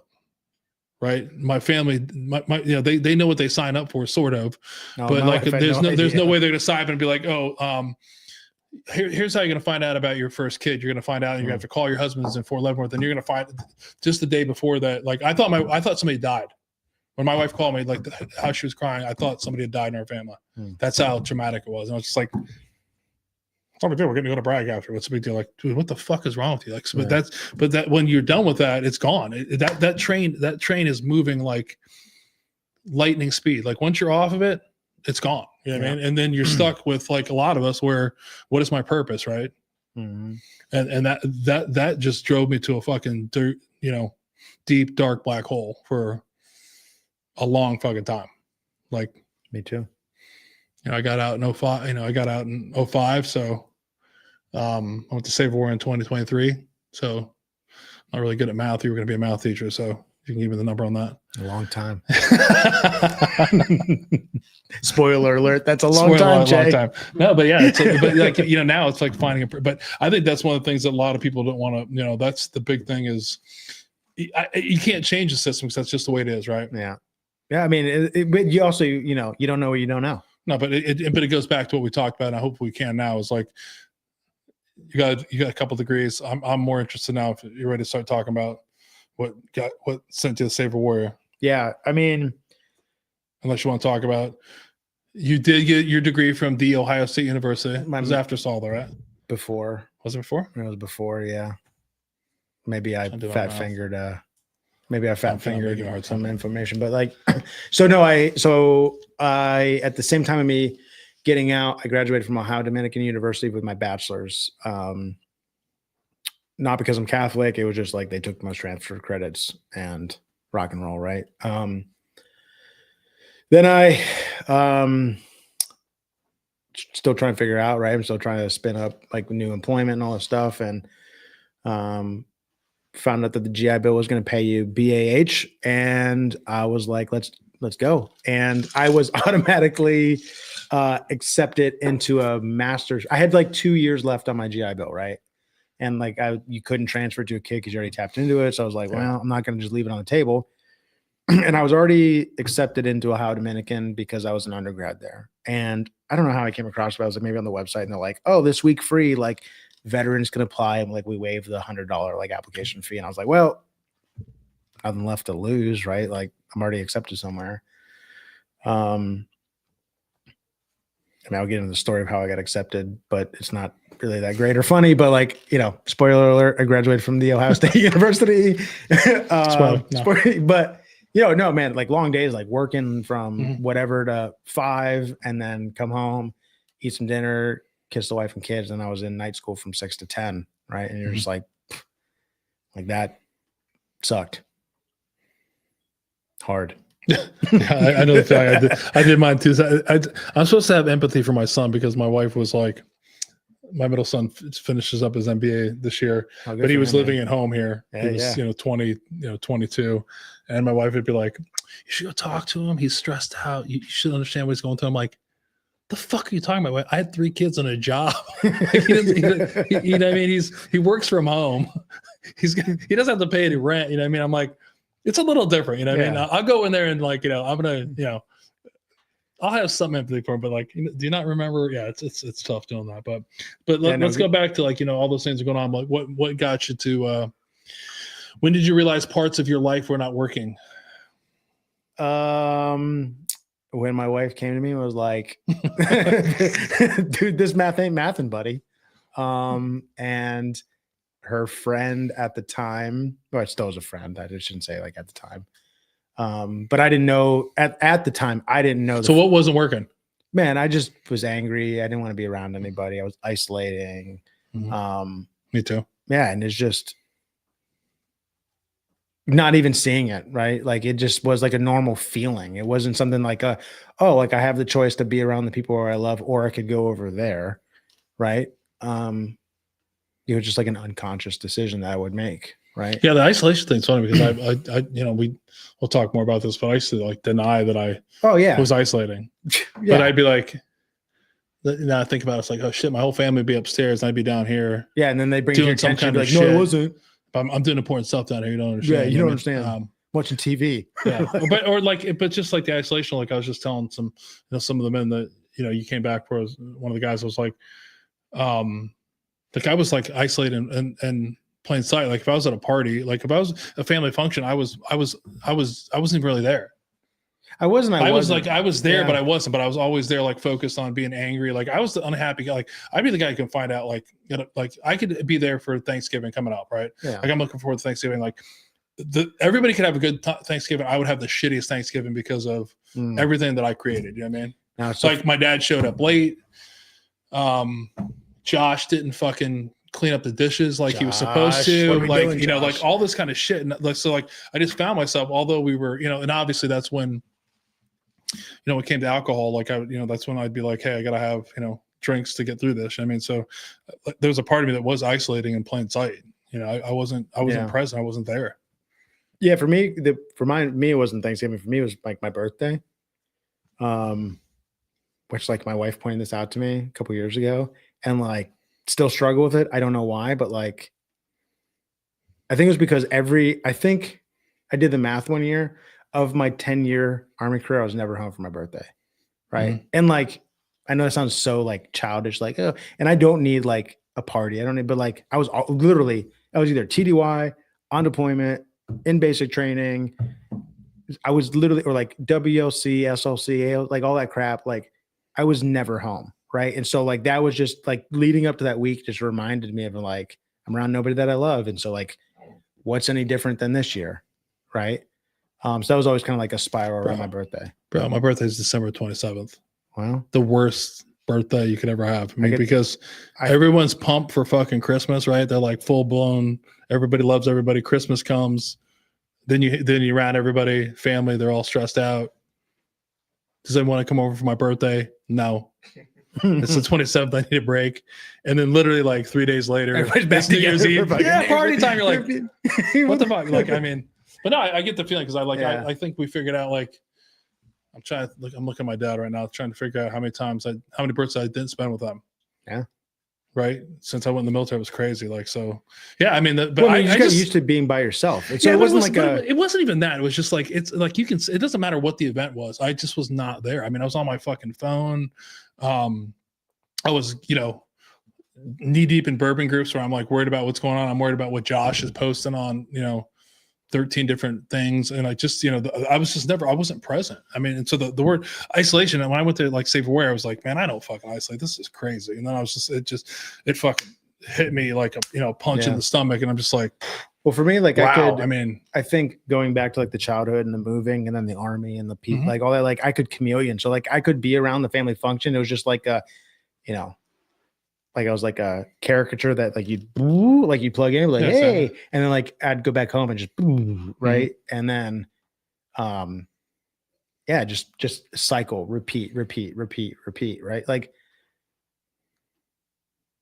yeah, and just came to a point where I was essentially almost given an ultimatum, being like, hey, so my wife's friend at the time, her and her husband had both been through the project, and she was like, you basically better figure out what this is quick. Submit an application, and 2021, I found myself in the basement of a log cabin in Hillsboro, Ohio, talking about my feelings. Talking about a lot of your feelings. Talking about quite a bit of feelings. Yeah, to me, it's interesting because I like, we know the term, right? Like all these whales were like pushing me 100%. in the way, and I was just like, what the fuck are these guys talking about? But I knew, like, the sad part about it is, for me, was I knew something was wrong, right? But I was in denial about it. Like if somebody brought it up, I'd be like, you don't understand, you don't get it, whatever. But I knew, like, as soon as I'd have that conversation, if it were Josh, like, would say like, man, I don't think you acted kind of crazy in this aspect, whatever. Like, oh, dude, you don't get it. Like, whatever. Like, when I do something in the house, it would just be like, you don't get it. Like, all this kind of stuff. But like deep down inside, I was like, fuck, man, like this ain't working. Like, there's like, that's the interesting thing. So I was like, I tried counseling. I tried all those other things. They just didn't work for me. Right. It was like, went to counseling. It didn't help me. It just made me like, I found myself being more angry. Because again, I was in denial about my denial and all this kind of thing. But like, it was like, one of the guys from Arco just asked me like, what, made me go, and I was like, who pushed you? And it was like, I had a couple guests that was like, I'm doing this. I was like, I was wanting to like, I think I started I didn't realize at the time. So this started in 2022, right? Yeah. So like I started, doing this, and we called it it's called Ports with Patriots. And you don't see me drink a lot, but if you go back to like episode 1, like I was, I wasn't drinking a lot, but I was drinking, and that was my way of like communicating. That was my way to like loosening up everything, to talk about my feelings. Yeah. But I think that's when I started my journey of like, okay, I want to help, guys and gals that feel like I feel. Yeah. And then, I had a couple guys come on. I had, Ray Chad come on, was, pretty involved in Saber Warrior. He's not anymore, but then like Mike Kelvington came on, and there's just like, people were like there was something different about him. And I was just like, and it was the first time ever I was just like, God, there's like, it was just hard to explain. There's a piece, and what it is now, there's like this weird piece of it. And like, I mean, I think the total, if I think about it, like 6 or 7 times, I got the website up and I'm like, fills out, and then I'm like, fuck this shit. You know what I mean? Because it's like, we're not going to give away the game, obviously. But like, you're like, what the fuck are they like? No, this is crazy. Yeah, no spoiler alert. Spoiler alert. We're not giving you a spoiler alert. But there was just a certain point that I was like, shit, like it's just not working. Like I didn't get an ultimatum like you did, but I think the writing was on the wall. It just wasn't working like 100%. That. I'd seen so many people just, take the off ramp of Che for a long time, and you're just like, I got to fix this. You know what I mean? And I went down there like thinking like, this is how the fuck is this going to help me? Like these people have no idea who I am, what's happened to me. They don't know. They don't have a clue. Well, I think I'd shared with you previously. So I was supposed to go. So I went in 2021, right? And I was supposed to go. I forget like my original date, but you know, you're supposed to be there at like noon on a Thursday as a participant. And at like 8:30 in the morning, it's like whatever, we'll just call it a 2-hour drive from Columbus proper, right? Like at 8:30 in the morning, like I still hadn't packed my clothes. Right. And I got a phone call and they're like, hey, one of the staff members, you know, this is like, we're just barely getting out of COVID. Like we're cool with being with each other, but like, you know, and they're like, hey, somebody on staff got tested positive. So we're going to cancel this one. We'll call you back and whatever, and get you re-rostered. Right. So like for me, I was like, dodge that one, you know, keep on trucking, baby. And then they called me back, and like my wife, like God bless her, like stayed on me. She's like, "Do you get a phone call? Like, do you need to call them back?" Like, you know. And then they called and gave me a new cohort date, and best decision I've ever made, man. It's like it's just, you know, it's like I know we're both in this position where we're like, don't you fucking say anything. Like how like no, we're not gonna give it. I know we're not gonna give it away, but it's just like, we talk about Singapore a lot, but yeah. I can't like. It's literally like the best gift in the world that you could give to a veteran or a first responder. Mm-hmm. But they're trained to like not open the box, and you're like, dude, open the box, bro. Yeah, you know. But it's also like, I mean, not even now. The hit on even more. It's now going towards the family members. It's I think Saber Warriors on the cusp of like, you know, we just to toot on home. Like you go back. I mean, we just like right now there's 2 lady cohorts, and right now I think it's cohort 301 and 302. So you're talking about like the 3,000. You know. We're over 3,000 participants now. It's crazy, man. And you know, when you think about that, it's definitely not enough. But this is the future of rehabilitation, the suicide epidemic that's going on. People don't like. I really believe that. I'm super excited to see how this looks like 10 years, 20 years from now, because this is the fucking answer. Like people, like I ask people all the time, and like it's just, dude, I don't think about killing myself at all anymore. Like I used to think about killing myself every fucking day. Right. And if that thought even comes up, bro, I'm like calling somebody and just like meditating, taking a cold shower, doing whatever the fuck I do. It's crazy how like 72 hours. I mean, it's not just 72 hours. Sure. That's why we have all this stuff out here. It's a funny thing, but it's not just 72 hours, but it's that opening the door to a possibility that it's like you said, a gift that like I want to give to everybody. I want to give. It's not even I want to give to first responders. I want to give to like the people I love. I want to give to Josh. I want to give to Nate. I want to give to everybody, because dude, I want to give to like random people. Like I can be in Kroger and I can just look in somebody's eyes and being like, they need it. Yeah. Because reality is, like I said earlier, like what do these people know? Like they don't know me. And I was like, holy shit. Like they know me. And I'm like, when I went there, I'm surrounded by everybody that's like me. You know what I mean? Mm-hmm. And the reality is like, we're all the same. We're all connected. We're all these feelings that I had since I can remember as a young boy to being, 50 years old, even today at 52, because those feelings still come up. Like, dude, everyone feels that way. Mm-hmm. It's just now I have the courage to talk about it. I can address it. I can be like, you know what, I'm sad today. I'm scared. I feel lonely. You know what I mean? I don't want to do that. All these feelings that have come up. It's just a crazy thing. I mean, I love hearing the stories because there's a lot of people that have the ultimatum to either you go down there or that's it. You know what I mean? Yeah, man. That's why we say it's the last bus stop on the block, dude. But I mean, like, for me, like the most like self-frustrating thing post-saw, right? When we're talking about like awareness and like getting out there, is like that I struggle with is like, and maybe after this, or maybe right now, you can teach me ways of better communication, but it's like, how do we communicate the severity of somebody's issues without being antagonistic and that person seeing you like you have a God complex of like, I have the answer for you, right? So I'm struggling with that right now. I've got a great buddy that means the world to me, that I brought this up, and for the last 3 weeks, it's just been ghosting me, right? And I know that person is in a spiral, and it's just like, I know that he took it the wrong way, and I'll eat that and say like, maybe I delivered it wrong, but it's just like, I got to find a way,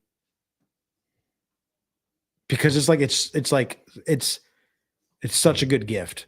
And I just like anybody that's watching or listening, or is like, oh, I heard Che talk about this like 6 podcasts ago, and was like, I checked out the website, but I didn't want to click the submit button. Like, I'm telling you right now, hit the damn submit button, and like, call me if if you guys are lying to me. Like, I will personally meet you wherever you want. Yeah, because there's a lot of stuff that I mean, like back to like what you just said, the real question. I think when you start talking about, I think a lot of it comes back like with me now is, if I'm being honest, I was a person that had an opinion about everything.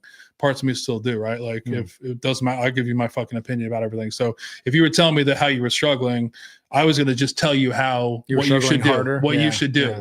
Right. I don't do that anymore. I just talk like when people come to me, and like, I try to like the best I can to equate how I have it. Right. And how I've dealt with that same situation, and hopefully they take that, it's amazing how, cause I didn't like anybody telling me what to fucking do, but I would tell everybody else what to do. Yeah. So now I think that the big key, I think a lot of is like, for me is, for Save a Warrior, like that, to give that gift of thing. Like it's interesting because now the spouses can go, right. So, I had a conversation with my wife about it when that first came up, after what they're calling them now. And I was like super excited. I wanted to go. And like, as soon as I brought it up, like I could see it happening right away. I could see her like, just like building a brick wall of like, I'm completely fine. What are you talking about? And like, and the funny thing about it is that's when I started. Those are one of the key moments for me when I guess I kind of realized that I changed, because I was like, holy shit, like I got to keep pushing this. Like, you don't understand. Like, here's what's wrong with you. I know what's wrong with you because I'm doing all this work, and they've told me what's all this kind of stuff. I figured out what's wrong with me, and I've self-diagnosed you, right? That's what I used to do all the time. I could self-diagnose anybody before I would look at myself, right? And me too. With her, I was like, when she shut it down, I was like, I've never been more like okay with anything in my life. I'm like, okay, it's perfect. It's like, it's not for her. Like, there's no more like the old me would have been like, you're wrong. Here's what you need to do. Here's what happened to you. I know those kind of things. And like, now I'm like, if she doesn't want to go, she doesn't go. I mean, that's the same thing with people like that I'm sharing the message with. If you don't want to go, it's ultimately on you. Like, and I really have it is like, for my wife is, had some stuff happen to her just like anybody has, but I really don't believe a lot of people that felt the way I felt. Like, I wanted to kill myself every day. Right. I like, there's like at one point at one time in the day, I was thinking about that, you know what I mean? The world would be better. My life would be better. My family would have more money. I wouldn't be feeling this way. Like, I don't think my wife felt that way. And there's a lot of people that are struggling that don't feel that way, but that isn't the reason not to go. Right. Because if there's other parts of your life that's working, we know what that means, right? It could be a small part. Yeah. You may not be wanting to kill yourself every day, but it's coming up every, once in a while. I just try to share the message and hope that somebody receives it. You know what I mean? Yeah, but I can't remember if it was like my personal cohort or a different one, because when I went through, I had a little bit of like, I should say before I went through, like from application to like roster day to being there, like I had some imposter syndrome, like because like I was like, I don't need this. Like, it's not for me. Like, I'm not some like special forces dude or, some 11 Bravo and that unfortunately lost like somebody in the battlefield. Like, that's for them. Right. And quickly find out that like, this is the community, no matter what your warrior class is, Army, Navy, fire, police, sheriff, it doesn't matter. Like, we are one community, no matter of like you did the most cool guy shit ever, or you served, like, and we can't sit there and rank and be like, oh, we'll chase all this and this happened. It's like the quote was, everybody's worst day is their worst day. Yeah. But I mean, I think the key thing to all this is like, we'll continue to talk about is there's that timeline that's from, the day 100%. We turn, from our 19 years before we, when we turn 19 years old before, that's what no one wants to talk about. That's where all that problem comes in. It doesn't matter whether you were a Green Beret, a cook, or whatever. Well, statistics show that that's what the we're reason really why holding on to. And there's a documentary that just came out on Netflix that's talking about this. It's like, that's not what we're hung up on. That's not what you were hung up on. Mm-mm. I mean, I can say that's what it was. That really wasn't what I was hung up on. I was hung up on something that happened to me when I was 11. That was the story that we told ourselves. Yeah, right? I was hung up on something that happened to me when I was 18 years old. That was the story that we told at the VFW. Yeah, that was the story that we told at the bar, and that was the story that we told to our friends, and that was the story that so those things that that's the thing, is on top of that is like, those things that happen to us that we can't, we didn't process, we didn't know how to process, we didn't know what's going on. And for me, it was all about being alone. Like, I thought, like, these things that happened to me, that I was the only person this happened to. Right. And that's the thing about this community. As soon as you tell the truth, you're like, holy shit. Like, well, the problem I wish somebody had told me that, like, I wish somebody had really walked up to me and said, you know what? I'm fucking scared. Yeah. I don't want to go do this. Yeah. Well, I mean, you got to think about it. We were, I'll use the word ostracized or put out from the community. Right. And so now here I am trying to reintegrate. And if I raise my hand and being like, I'm scared, I don't know what I'm doing. Like, I'm trying to deal with those stuff. And like, like my new community that I've been able to chameleon in so well is gonna be like, man, yeah, not that guy.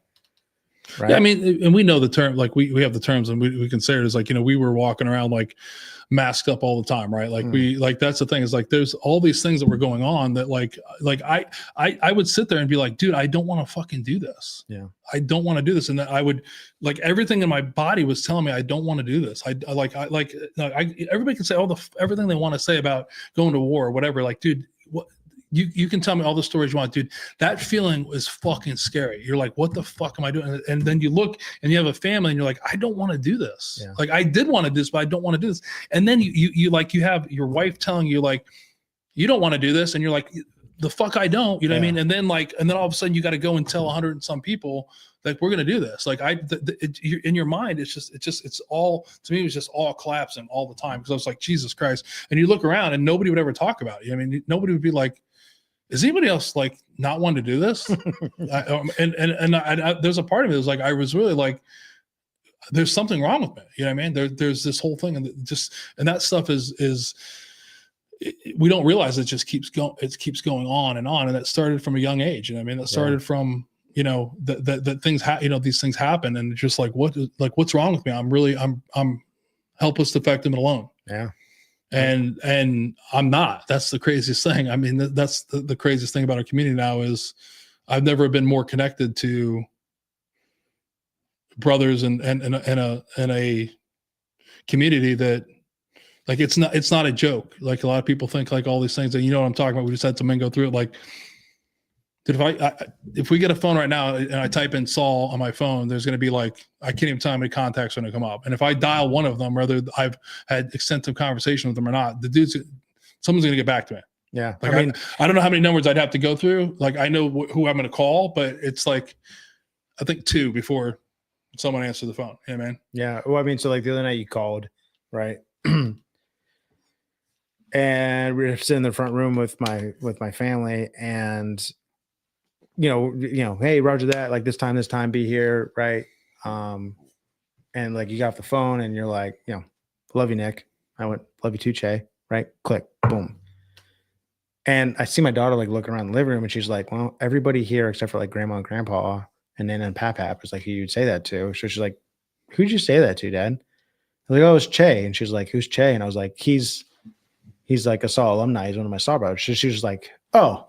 Like, it's kind of just like ingrained in my family that like I think one of the coolest things to me, right? Like, I want to set the stage right now. Like, I know that like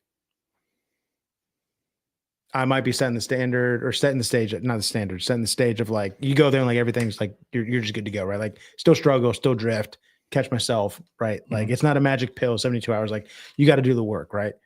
But like, I think the coolest thing is like, my kids wear, like, I have 2 Save a Warrior hats. Like, my kids, like, that's just like a normal baseball cap that they would like go grab out of my closet. Like, I've got like a Save a Warrior hoodie that like my daughter will wear to school. Right. And it's just cool that like it's an accepted community in my household, that like it's just a thing. And it's a thing, but it's not a thing.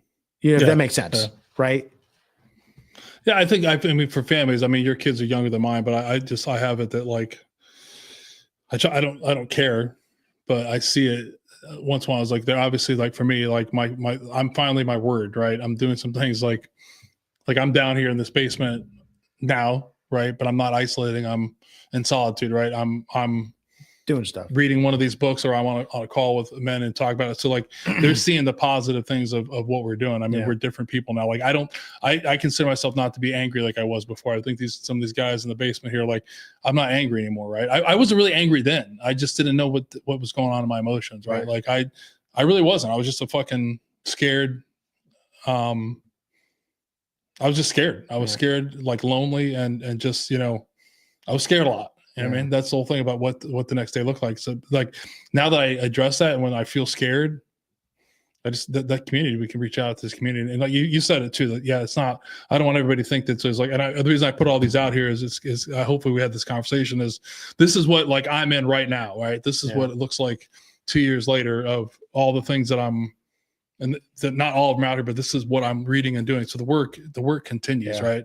Well, 100%. I mean to like jump in, but like staying on the timeline. So like I go through the cohort, right? And we say everybody gets it at a different time, right? And I think it was like I'm trying to like remember like the timeline, but like we'll call it like hour 3 or hour 4, right? When they flip over the whiteboard and they get the I'm helpless, I'm effective alone. But I was just like boom, and I for the rest of the weekend I was on the edge of my seat, right? And I think that was the best 72 hours of my life that I've ever spent. And like,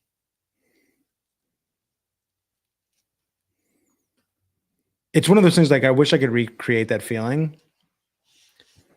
But at the same time, I feel like if I recreated it, I would rob that feeling. Yeah. I mean, you've been back. I've been back. It's like that. Like I just, then that's the closest you can I get just talked to somebody that back. went through like last week and like having a conversation, and not to give away the game, but there's like a certain, like there's a moment that it clicked for me. And then there's things that happen. Like I know now, like I've been back there before and I see it, what I've missed, because I was just like, I was like, holy shit. Like this is crazy. Like I was like, this is nuts. Like this, it was almost like my life. These guys were like talking about my life.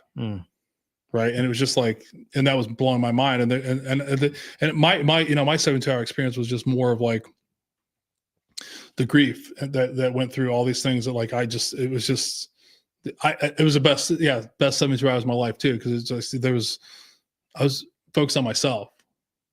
Yeah. Right. I was focused on, getting the best I can to stop being angry, to stop looking in the past, all these things that I've been doing just to, and like I said, I left there not ever wanting to, I haven't had a thought of killing myself since I left, you know what I mean? And it's not easy. Trust me. I mean, that's just the start. The 72 hours is like, we tell people that, it's not a magic pill. It's an opportunity to walk through a door that a lot of people have walked through in the community. Now, there's men that I see every day and I'm just like, holy shit. Like I want what they have. Like, they're further down the road than me. They've been doing some stuff. They've read a book I haven't. They've had a conversation I haven't. I'm just like, wow. And it has nothing to do with the job they have for the first time. It has nothing to do with how much money they make. It doesn't matter how much they look. Maybe it has to do with their shoes, some of the Nike shoes. Yeah, some of them go some sweet ass Nike shoes, shoe game, but a lot of Patagonia. No, but it's sorry if I get you off track, dude. It's nothing that just, they have just that, like that piece. And that was the thing. I was like, man. That was the thing that I looked at these men that came back for me and I was like, what, how are these guys how do you have this peace? How do you have, like, when everything is crumbling, like you're like, how are you calm? You know what I mean? And like, what are you doing to do that? And I was just like, I just threw myself into it. I don't know. I was thinking about, like, I was going to ask you a question, like, well, what kept you in the work? So for me, for a while, right, I used so you might not love this, right? But I know you're probably working for an amazing, like, oh my gosh, like champion story, right? For me, for a long time, like me and one of my brothers that was in my cohort, like I'm sure you do, Insight Timer, right? Meditation app. Yeah. And I just had a streak going on. Right. And I was like, I can't break this streak, man. I'm at like, can't even tell you about it. Couple hundred days, like Love my buddy. He's still on that streak. He's in the freaking thousands, dude. But that's what kept me, because I was like, I can't break the streak. Like, I keep going. And then that started to semi become a racket. And like one day I was like, I just gotta be at peace with being okay with, that. But I think what kept me in the work the most, man, and like, again, I'm gonna preface, dude, I'm not perfect human, right? Like, no, either am I, man. No one else. you know what I mean? So like, again, I don't want to set the Perfection stage. is an illusion. Yeah, like I don't want to set the stage that I just like I float around my house. You know what I mean? And like, so get it. But like going back to Warrior Village and coming back for other men, like it fills my cup like nothing else post Saw can do for me. Like, so Wednesday night, last time, it was the first time but I've given this like little like speech, or I don't want to call it a speech, but like, when you're like, hey, what's going on? Like anything you want to chat about? Like when I go back to Warrior Village, man, and like I'm driving there, even maybe like a couple of days out, but like, part of my story was that like, I didn't really have like grandparents for, reasons. So like, I never really knew what that felt like growing up, like going to grandma and grandpa's house. Right. And so like, most kids would be like I see my kids like, oh, I want to go to Nana and Papa's. I want to go to my grandpa's, right? Like cookies are on the counter, and like, grandkids can never do no wrong. But like, I didn't have that feeling. And not saying like you can't never do wrong at Warrior Village, right? But like, that was a place where I was accepted for who I am, and like anything that I could have done, or within certain guidelines, like I'm good here. Like Che's gonna love me, right? Greg, all these people they're gonna love me for who I am, right? And so like I got so like giddy on my drive down there every single time, right? And then like again, like just knowing that like when the men that are going through the cohort are in the parking lot, feeling the same way that I was back in 2021, being like, I'm not gonna fuck with this bullshit. Like I'm gonna be out of here in 24 hours. Like I'm gonna write the rules here. They don't fucking know me. Like I'm gonna get a cool fucking t-shirt. Like, what I mean? Joe said, if someone puts a bag over my head, I'm out of here. Like all these. Yeah. There's like a lot of things going through your mind. But. Yeah. And, and me just like cruising up to the gate, just being like, dude, you're about to open up this box that we are going to give you. And it's just like the best thing. Right. And I can remember my first time shepherding, and just for confidentiality, I would call this guy Bob, right? Bob was 6'5", right? A big man, right? Beard down to his belly, tattoos on his neck, right? Just a dude where you're like, this could go off the rails, and like, hopefully he doesn't come after me, right? But we take a break, go into the bathroom, and he is by himself, like maybe he's like wrapping his shit up or whatever, and then like he's walking out into where we would normally eat at the Center of Excellence, and he's just like walking by himself and smiling, right? And I pull him aside and I'm like, hey, Bob, it's really good to finally see you smile. And he made that realization right there when I said that. Like, the look on his face was like, I haven't fucking smiled in 20 years. And I'll never forget that moment, because that was the first time that I was like, not to sound egotistical, but like, I really am coming back. And for whatever my role is, I am a part in saving these people's lives. That like, I was that person that was walking around grimacing, and by going through this program, like we're giving you back the joy of your life and the serenity and the peace that like maybe you never knew was possible, and just helping them transform. Yeah. Like it's hard to put into words, and maybe like my simplicity about it is like not doing it justice, but it's one of the best feelings that I have. One of the best feelings that I have, right? Not the only, but like going back for them and knowing that I have an opportunity to potentially go back again and do it is what keeps me grounded. Yeah. I mean, I think when I look at it, like it's a hard question to answer. I was just thinking, why it's like all things I agree with is, that you're saying. To me, it's the big thing to me is I just knew that I couldn't go back to feeling the way I felt before. You know what I mean? I just couldn't, it just wasn't working. I couldn't do it. Like there was just like, don't get me wrong. I do, there's parts of me that still go back to that have those feelings, but I was like, I just can't live that way anymore.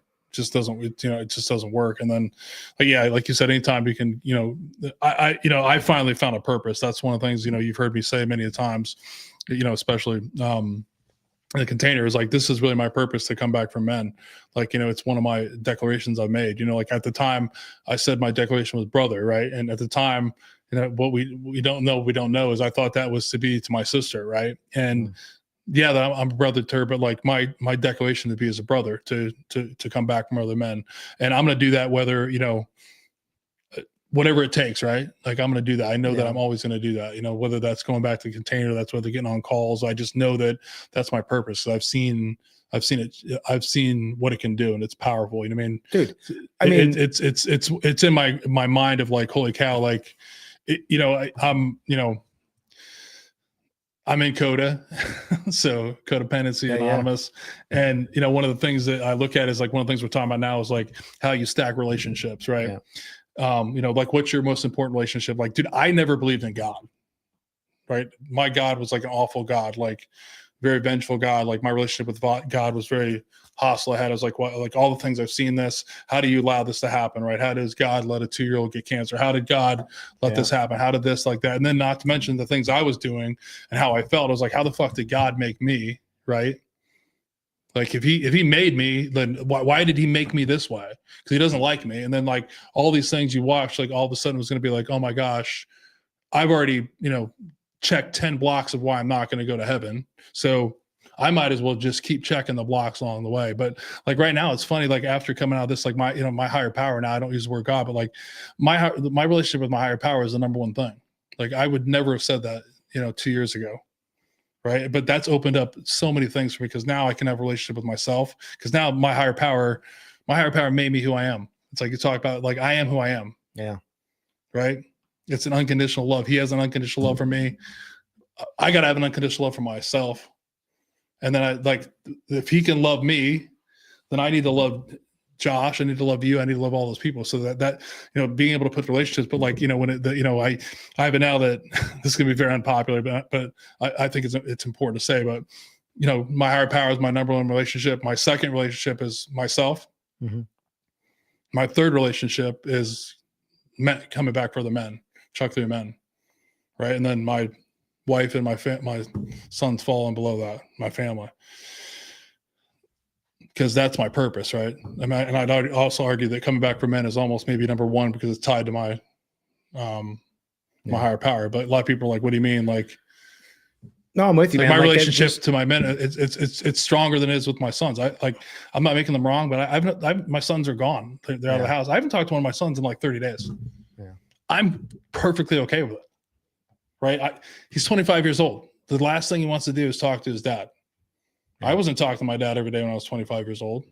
I sure as fuck didn't want my dad calling me every day. You know what I mean? So like that relationship's always there, but that's my purpose. I don't know. And I kind of went on a rant there, but I think it's just that's how important this stuff becomes. The coming back from men is huge. Like I will always come back for, because like you said, when I come back for them, I'm healing in the same process. Dude, I mean, I've told my wife this and I was like, don't take this out of context, but like if all things were constant and equal and like food just magically appeared in the refrigerator, and like the mortgage paid itself, like I would go back every single weekend. Mm-hmm. You know what I mean? But like, unfortunately, at least I'm not getting paid, Shay. I don't know if you're getting some okay. No. But like,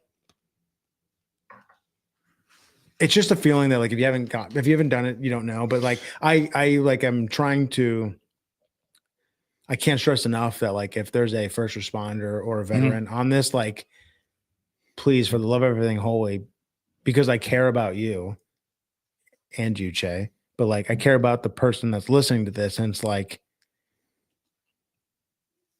you have nothing to lose.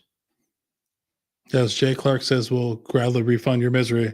Yeah. At the end of it. Not only that, like we'll refund the misery and we'll refund the $0 it cost you. Yeah, exactly. That's another thing we don't talk about a lot. There's zero money, and no one's hit me up to say, "Hey, dude, like I was going to say, I'll give you $1,000 if you get another guy." That's not what this is. Dude, like I literally, like I was gonna make this comment, but like Jake was talking, I was like, I'm not gonna interrupt the big man. But like I remember, again, unpacking some shit right now, like that I hadn't thought about, but like I didn't go to like my MBA graduation, right? Probably a story that I told myself, not that I'm better than everybody. It was like, just fuck this, like organization, whatever. Just give me my fucking piece of paper, like I don't care, right? And I remember opening, like, I going to the registrar's office. And I was like, I'm here to pick up my diploma. And I opened it up. And like on top of like where it said my name, right? And like, congratulations, you graduated, blah, blah, blah, was a fucking donation flyer being like, fill us out so you can donate to the university, right? You're not getting one of those at Save a Warrior, dude. Yeah. Like Yeah. I'm 4 years out of the container. Like I have not gotten a letter in the mail that's been like, hey, can you help support somebody else? Right. There are people, you know, there are whales in the water. There are people all over that are donating, that folks like you and I don't even know, that are donating to run this thing. And it costs the veteran first responder nothing. Which, yeah, it's crazy because, you know, you look at some of these other programs, and I'm all for everything else. We've had guys in my cohort that have been to other programs, and I'm not making wrong, and I'm not going to name other programs, but it cost that person $40,000 to go to it. It still ended up at Save a Warrior. So it's like, yeah. And I think the biggest thing that the person that's listening to this right now needs to understand is like, yeah, you don't know what you don't know, right? Yes, it's scary. Yes, there's going to be people that when you come back and be like, Che, where you been for the last 5 days, right? And you're like, well, I got to figure out like what I'm going to say, right? But like, went fishing, dude. Like, who the fuck cares? Yeah, I mean, I used to start like, with the dude. whole thing, I proudly wear my gear around town, like. Yeah, but I think that takes a while. I think a lot of it is like you gotta be careful of like, you know, I came out of the container with the whole thing. We make a joke is just tell people like I obviously don't talk, like you're the only person that I talk about specific stuff in the container is other alumni. Like I don't go around telling people, you know, I do the ambassador thing. It's fine, but I'm not giving away the game. But you know, it took a long time for me to say, hey, you know, once they say what Save a Warrior is, I would be like, oh, I kind of beat around the bush. But now I just say it's a 72-hour suicide prevention program. And people need to hear that like, and people are like, what, like you went to that? Why'd you go to that? Like, and I have people still that have known me for years will be like, what are you talking about? I'm like, dude, like there's no, like, I've had people be like, I had a lady like not so long ago go like, you weren't thinking about killing yourself. And I'm just like, yeah, I was like, yes, I was. But you were Rebecca. you were so happy. I'm like, yeah, that's how good I was at fucking bullshitting everybody, the whole world. I was bullshitting myself. Like, dude, that's the reality of this thing. So I think you know, you can't. I have it now that you know, like the veteran, you know, the veteran warrior class suicide, even any type of suicide, you can't pussyfoot around it anymore, man. You can't pretend like. Oh, like I just don't do that anymore. I think it's powerful. You know, it hasn't. You know, I'm honest about it more. Like I used to lie about it. Like. I used to want to kill myself every day. Dude, I'm telling you right now that like the person that has gotten out of those situations, veteran, first responder, like if you could run some like diagnostic test and it came back like, nope, this person's clean. Like this person is good to go and mentally, physically sound. And like, let's just reintegrate them back. Like that is a fucking anomaly. Yeah. Like that is an anomaly. Yeah, I don't know if that even exists. That's what I'm saying. Like it doesn't exist. Yeah. I mean, I think there's, you know, and for anybody that wants to argue with me on that point, I got a fucking bridge to sell you. Yeah, and I think the great thing about it is like, I mean, we're getting close to a couple hours, but I could talk about Save a Warrior all night. But the good thing is you did hit it. Is like, number one, there's no money. It is 72 hours, the initial part, but this is a program. I just talked to somebody today about another program. Is like the key part is the integration. It's the integration back into the world, right? Because it's easy to be 72 hours somewhere, phones off, focus on yourself. But then as soon as you leave, fucking, you know, the world is right there. You know, the problem you have in your marriage, the problem you're having at work, the problem you have with your kids, your substance abuse problem, whatever is going on, it's waiting. Like we make a joke, it's doing fucking push-ups. That 800-pound gorilla, man. Yeah, it's waiting, right? But like this is a program that really has integration. It's like you're not alone. The minute you leave there, like even before these guys don't know it, right? And gals, they don't know it. Like if you've been in the process, like we know like 10 days before pretty much 80% who's coming, we start loving on them before they come. We start learning their names, right? We know about them. We know whether they're better and all this kind of stuff. We're like these people have no clue what they're walking into. They have no idea that I already know who all of you are, right? As soon as you know, like I know your names, like I just got to put a face to you, like, but I've been loving on you for a long fucking, I've been waiting for you to come in there, and it doesn't ever stop. Like we just, you and I just were to the court together. Like those guys, like just finished up, a huge monumental part of the program. Yeah. They're on their next phase. And dude, I love all those guys, man. I just saw them yesterday, and like I get on there and see them on the camera. I'm like, it makes everything that's not going well in my life work. Dude, I feel good about it. You know what I mean? I think I shared, but one of the guys went and drove and spent, I'm assuming, some time with another one. Just, they both took like a selfie. They sent it to me, and I was like, dude, like, it brought so much joy to my heart. Yeah, me too. I wanted nothing more. I wanted nothing more to them them other than them just being like they had another fellow traveler, another safe man that accepted them 100%. And there was no judgment. And just like, I don't know, man, but I have that picture saved on my phone. Do you? Yeah, dude, it's funny. Like it's dude, like when they said it used that, to be like, oh if somebody would see that picture, they'd be like, who's this random guys you have here? But dude, I know exactly what you're feeling. That feeling is like, these guys are like, I know that moment. I'm like, holy cow, it's super cool. But I have that, we don't need to say the names. We're talking about the same people. But I have that on my phone. I have that, like, it's that integration has never gone away. So we talked about the benefits of I do think it's important. I just want to ask you this question. What's been the hardest part staying in the work for you? The hardest part, I think, staying in the work is like, and I'll be honest, man, like it's still old habits die hard, right? Like we both went through the container, which is 72 hours. And like, we've had more time outside the container, pre-container than post-container. Right. And for all those, I don't know if you explain this container, we call it like the environment that you're in, right? While we're at Saul, but like, it's like those habits and those thought processes. It's not like the 72 hours, like nobody gives you a pill and like, hey, take this and like everything goes away. Right. But like, and because we still have lives and because we still have to go to work and because we still have to, all of the things, right? Sometimes life does get in the way and we forget to read the book and we forget to do the meditation. And then like, oh shit, like I did snap at this person. Right. Knowing what I know now, like I have the ability, one, to either check myself or two, when my wife checks me, I'm not a dick back. Right. Yeah. Like, fuck. All right. I'm going to eat that. You're right. Like, I mean, there's been times when my kids have been like, Dad, have you meditated today? You know what I mean? And like, I love them for that. Yeah, you're like, right? No, I haven't. How do you know? You know what I mean? Yeah. But like, they also know that like when the door is shut in our room, like either I'm taking a shower or I'm meditating, both mean don't come in. Right. Yeah. So, I mean, I think that's like,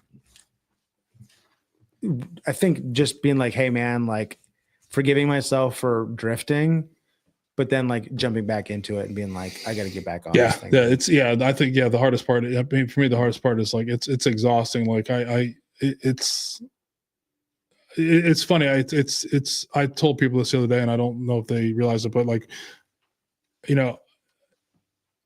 I didn't realize how hard this was. Like I have the people that stay in the work that are going back, like some of these people that have been at it, for 10 years. You see the OGs in our program or the guys that are doing the work every day. It takes a lot of work to do it. It's mentally tough, right? Because a lot of time I'm looking at like, why did I act this way today? I'm just going down to something that's just easy to just say, I acted this way because of it's easy. The answer is because what happened to me. Like, dude, that's bullshit. Like, so the constant struggle to do the work, the internal look can get, is very hard for me. But the funny thing, like you said before, I tinker on it sometimes too. And I tell men this all the time. I'm like, yeah, you know what? I don't need to fucking meditate today. Then tomorrow I'm like, I don't need to meditate tomorrow. And then all of a sudden I'm like, I wonder why I'm irritated. And I'm like, I need to go fucking meditate. So there's parts of me that still try to be like, somebody asked me, I think they said yesterday, like when I left the container, I thought a year from now, 2 years from now, that I would be healed and done. Buddha, that like that I would be, this would be over. And it's not the best way to end this topic about it, but the work continues all the time. Yeah, it doesn't stop. This is real life, man. Yeah, it doesn't stop. And that there's no end to this. There's no finish line, right? And that's people are like, what do you mean? Like, I'm not, but hear this. I don't want to kill myself anymore. Yeah. Right. I'm happy. Like, I'm actually really happy. 100%. I'm not happy all the time, but like when I'm not happy or something doesn't go my way, when I bite my wife's head off, or I act like an asshole because parts of me are still an asshole, right? Or I'm being a moody cunt, which parts of me are a moody cunt. I had to say that because my wife hates when I say that, but I just, now I know, I'm aware of it. And then I'm looking why I did it. And then most importantly, for the first time in my life, I make amends for it. Oh, I'm dude, like, 100%. I shouldn't have said 100%. that. I'm wrong. Dude. Instead of saying the reason I did this is because you did that. You know what I mean? Like it's, you know, like something happened today. Like I was hoping I would see my wife before. I haven't. Like I owe my wife an apology about something happened today. It happened. Dude. Like this isn't like, yeah, no one's floating around. I haven't met anybody that's, you know, floating around like Buddha or dude, just the other day popped off Dalai Lama. Popped off of my kids. Yeah. I went up to him. I apologized. And I said, hey, I shouldn't have done that. And that's on me. Mm-hmm. That's literally what I said. And I said, I hope that you can forgive me. And I'm sorry that I did that. That was in my mind, step one. And step two, afterwards, and I called a brother and worked it out. I had the capacity to forgive myself. Yeah. Yeah. Yeah. Cause that's a good point, because I like, as much as I'm doing this stuff, like I still fuck up parts of me come out, the bad, you know, the parts of me that, the parts of me that, you know, are reacting, they come out. I'm a reactor. I react really quick to a lot of things. Right. But it's going to happen. I just have to have grace. And yeah, exactly. Like I'm not the only person, like, because I think people do think that like, now I'm saying that this is going to solve all your problems. You're going to not be, everything's going to go great. Yeah, no, that's not how it works. As long as you keep doing the work, the big thing is, like you said before, now I have the conscious decision to apologize and not make other people wrong for what I did. Because most of the time, everything that I'm doing in my life that I'm acting like an asshole is because of me. 99.9% of the time, right? 100% of the time, it's because how I choose to react to it. Yeah. Just because you said something doesn't mean I do that. Like the guy cutting off in the car, you know, the thing, like, you know, the lady at Kroger who's fucking, you know, masked up and is being an asshole to me. That doesn't mean I have to be an asshole back to her. Yeah. Right. But for the first time in my life, I do that. And then like when I do not react the way I think I should, it's not life threatening anymore. It's not like, oh shit, I'm a piece of shit. I'm a piece of shit. I can't believe I did that. Like, you know what I mean? Cause I'm like, dude, I know I'm not the only person that's doing that. I mean, well, I mean, like what I've told other men like that we've shepherded in the past is like, you know, I'm going to not try and spoil anything, but like we decided to put our actions and emotions and reactions, all that stuff on the shelf. Right. And I'm trying to speak like vaguely, but it's like, we're going to make the choice to pick that back up and use it, or we can decide to like leave it on the shelf. Right. And I've been given the tool. Am I perfect? Have I picked it up before? Yeah. But I've been able to be like, oh shit, damn it. Yeah. To me, I think it's been like, without the terminologies, like for a long time, there was those things I wanted to cut out of me. Like there's parts of me that I really thought I was going to leave the container, the things I've been taught, like, or looked at. I was like, these guys are going to cut loose. Right. And now I know, doing stuff like, you know, the Love and Parent Guidebook, like those dudes are with me the whole time. Right. Like I can't cut them out. They're there. I'm thinking about starting that, by the way. I bought it. You need to. Yeah. We'll talk about it. Yeah. But yeah, it's an interesting one where like, yeah, because now I'm okay. Like when those things happen and you react that way, those people you're putting away or putting on hold or you know, whatever you want to do. I don't want to give away what we're talking about, but like I know what you're saying. Like you know, those people now they have a purpose in life. I just gotta hear them. Like that motherfuckers can chirp. Like they have something to say. Like, and I listen to them. I'm like, cool. Like, listen, bro. Like, we're not 10-year-old Chet. Like, we don't need to like yell at Nick. We don't need to defend ourselves. Like, we don't need to do that. I chill out. You know what I mean? And I'm not gonna lie, they still come out sometimes. Like the lady at Kroger, tell me how you want to come at me about something, then I'm gonna have some sarcastic. That guy has something sarcastic to say. You know what I mean? But all in all, I think it's just now like knowing that all those things that are going on for me internally, that have been going on internally my whole life, there's nothing wrong with me. I'm not helpless. I'm not defective. I'm not alone. I'm me, and I'm like everybody else that's walking around the rest of the world. They just don't know it. Yeah, and that's you know, it's you know, I'm thankful to have gone through it. I'm thankful, you know, obviously for a lot of reasons, but you know, to be able to sit and talk with another soul brother like this for a couple of hours, I could do this for 10, 15 hours. I mean, so I want to ask before we wrap this up, Che. What's that? Is that one person listening to this right now submits an application? Yeah, I hope so. And here's the crazy thing about it, Che, is I'm going to speak for myself, but I'm probably going to get a me too out of you. Is like that person listening right now knows who they are that should be submitting the application. Yeah, probably. Yeah. Me too. I mean, You know what I I mean? hope that every day. I hope, I hope that, the message is going to get received when it gets received. And we know what that means. Like Right. I want to give this gift to everyone, but I wish I could, flood the, the gates the of zone, baby. the gates of Saul with everybody that's going there. But the reality is, like, I always have this talking, like with just one of the guys that just came out recently is like, I'm 50 years old. I had come out of the container, I had a lot of guilt about, I wish I'd done this 10 years ago, 20 years ago. And the reality is, like, I would have never, ever done it. Yeah, I probably So wouldn't it have been takes receptive. Yeah, no, I would have been, there's no way. Like how I'm talking right now, like 20 years ago, I'd have been like, what the fuck is wrong with you? Like, are you crazy? Like talking about inner child, talking about loving parent, talking about higher power, all of that, talking about all this kind of stuff. I'm like, but that now that's what I like that's what I spend most of my time. Yeah. Thinking about, what I mean, 100%. internally. So yeah, I hope to God that, more than one person, applies. I mean, I'm hoping for more than one, but I'm just saying there's definitely one right now that's like, Chay's talking to me, man.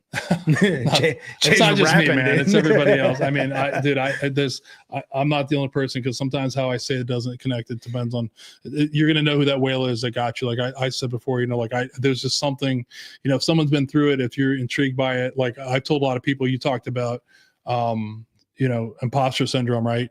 Here's the thing about Save a Warrior, like fill out the fucking application. How you fill it out is going to dictate whether you get a call. There's people that are trained on a call to talk to you.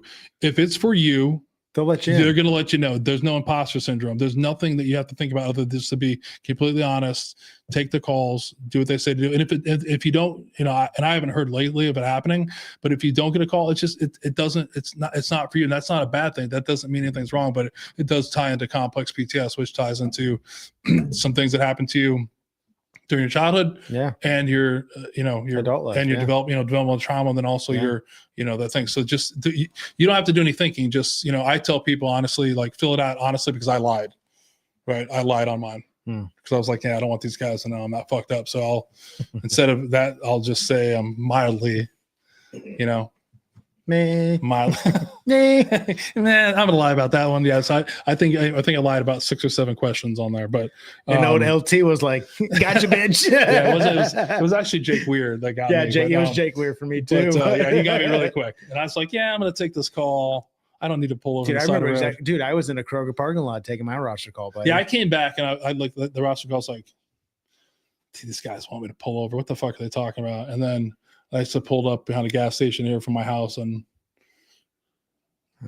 just was bawling and crying. So it's not, it's a conversation you've been looking for your whole entire life, but like it's, the imposter syndrome, don't, cause here's the thing is you're not going to think that you deserve it. Right. I felt that way. Everybody that I know feels that way. Fill out the application, submit it, let the professionals figure out whether that you, and if it works, if they think it's going to work for you, you'll be in a seat before you know it. You know what I mean? So it does happen quick. And you never know. Che could be Che could be your lead shepherd in the back. No, or you could be down there shepherding with them. So, but no, it's I could talk about Save a Warrior for a long time, and it's funny when I see this now because I made this a long time ago. But I always like Jake's, give us 72 hours and you will change the way you see and live your life. That's a picture of Warrior Village, isn't it? You can change. You got to change everything about your life. It's funny. Sorry to derail, but my kids are like, "Dad, is that you in that picture?" And I'm like, "No, it's not me." They didn't. Yes, it is. They didn't use me as the model. That is actually me. And those are a bunch of pills in the back there. Yeah. Taking a knee, giving out motion and water, baby. That's great. So, anything else you want to talk about? No, man. I'm so grateful that you asked me to come here, and I just love it, brother. I love it too, man. Thanks for coming. Thanks for, like I said, for being flexible. Change it up on you last week. Would have rather have had the podcast than what I was doing last Thursday, but that's fine. So we'll get into the part of the program that I brings a lot of emotion. I hate doing it, but it's super important. Tonight, we're going to honor a service member that unfortunately took their life. Tonight, we're going to honor U.S. Air Force Senior Airman Corbin Kurt Steinweir, 23 years old. Corbin took his life on September 14, 2021 in Hankston, North Dakota. Corbin was born February 10th, 1998 in Breckenridge, Minnesota. Corbin graduated from Hankinson High School in 2016.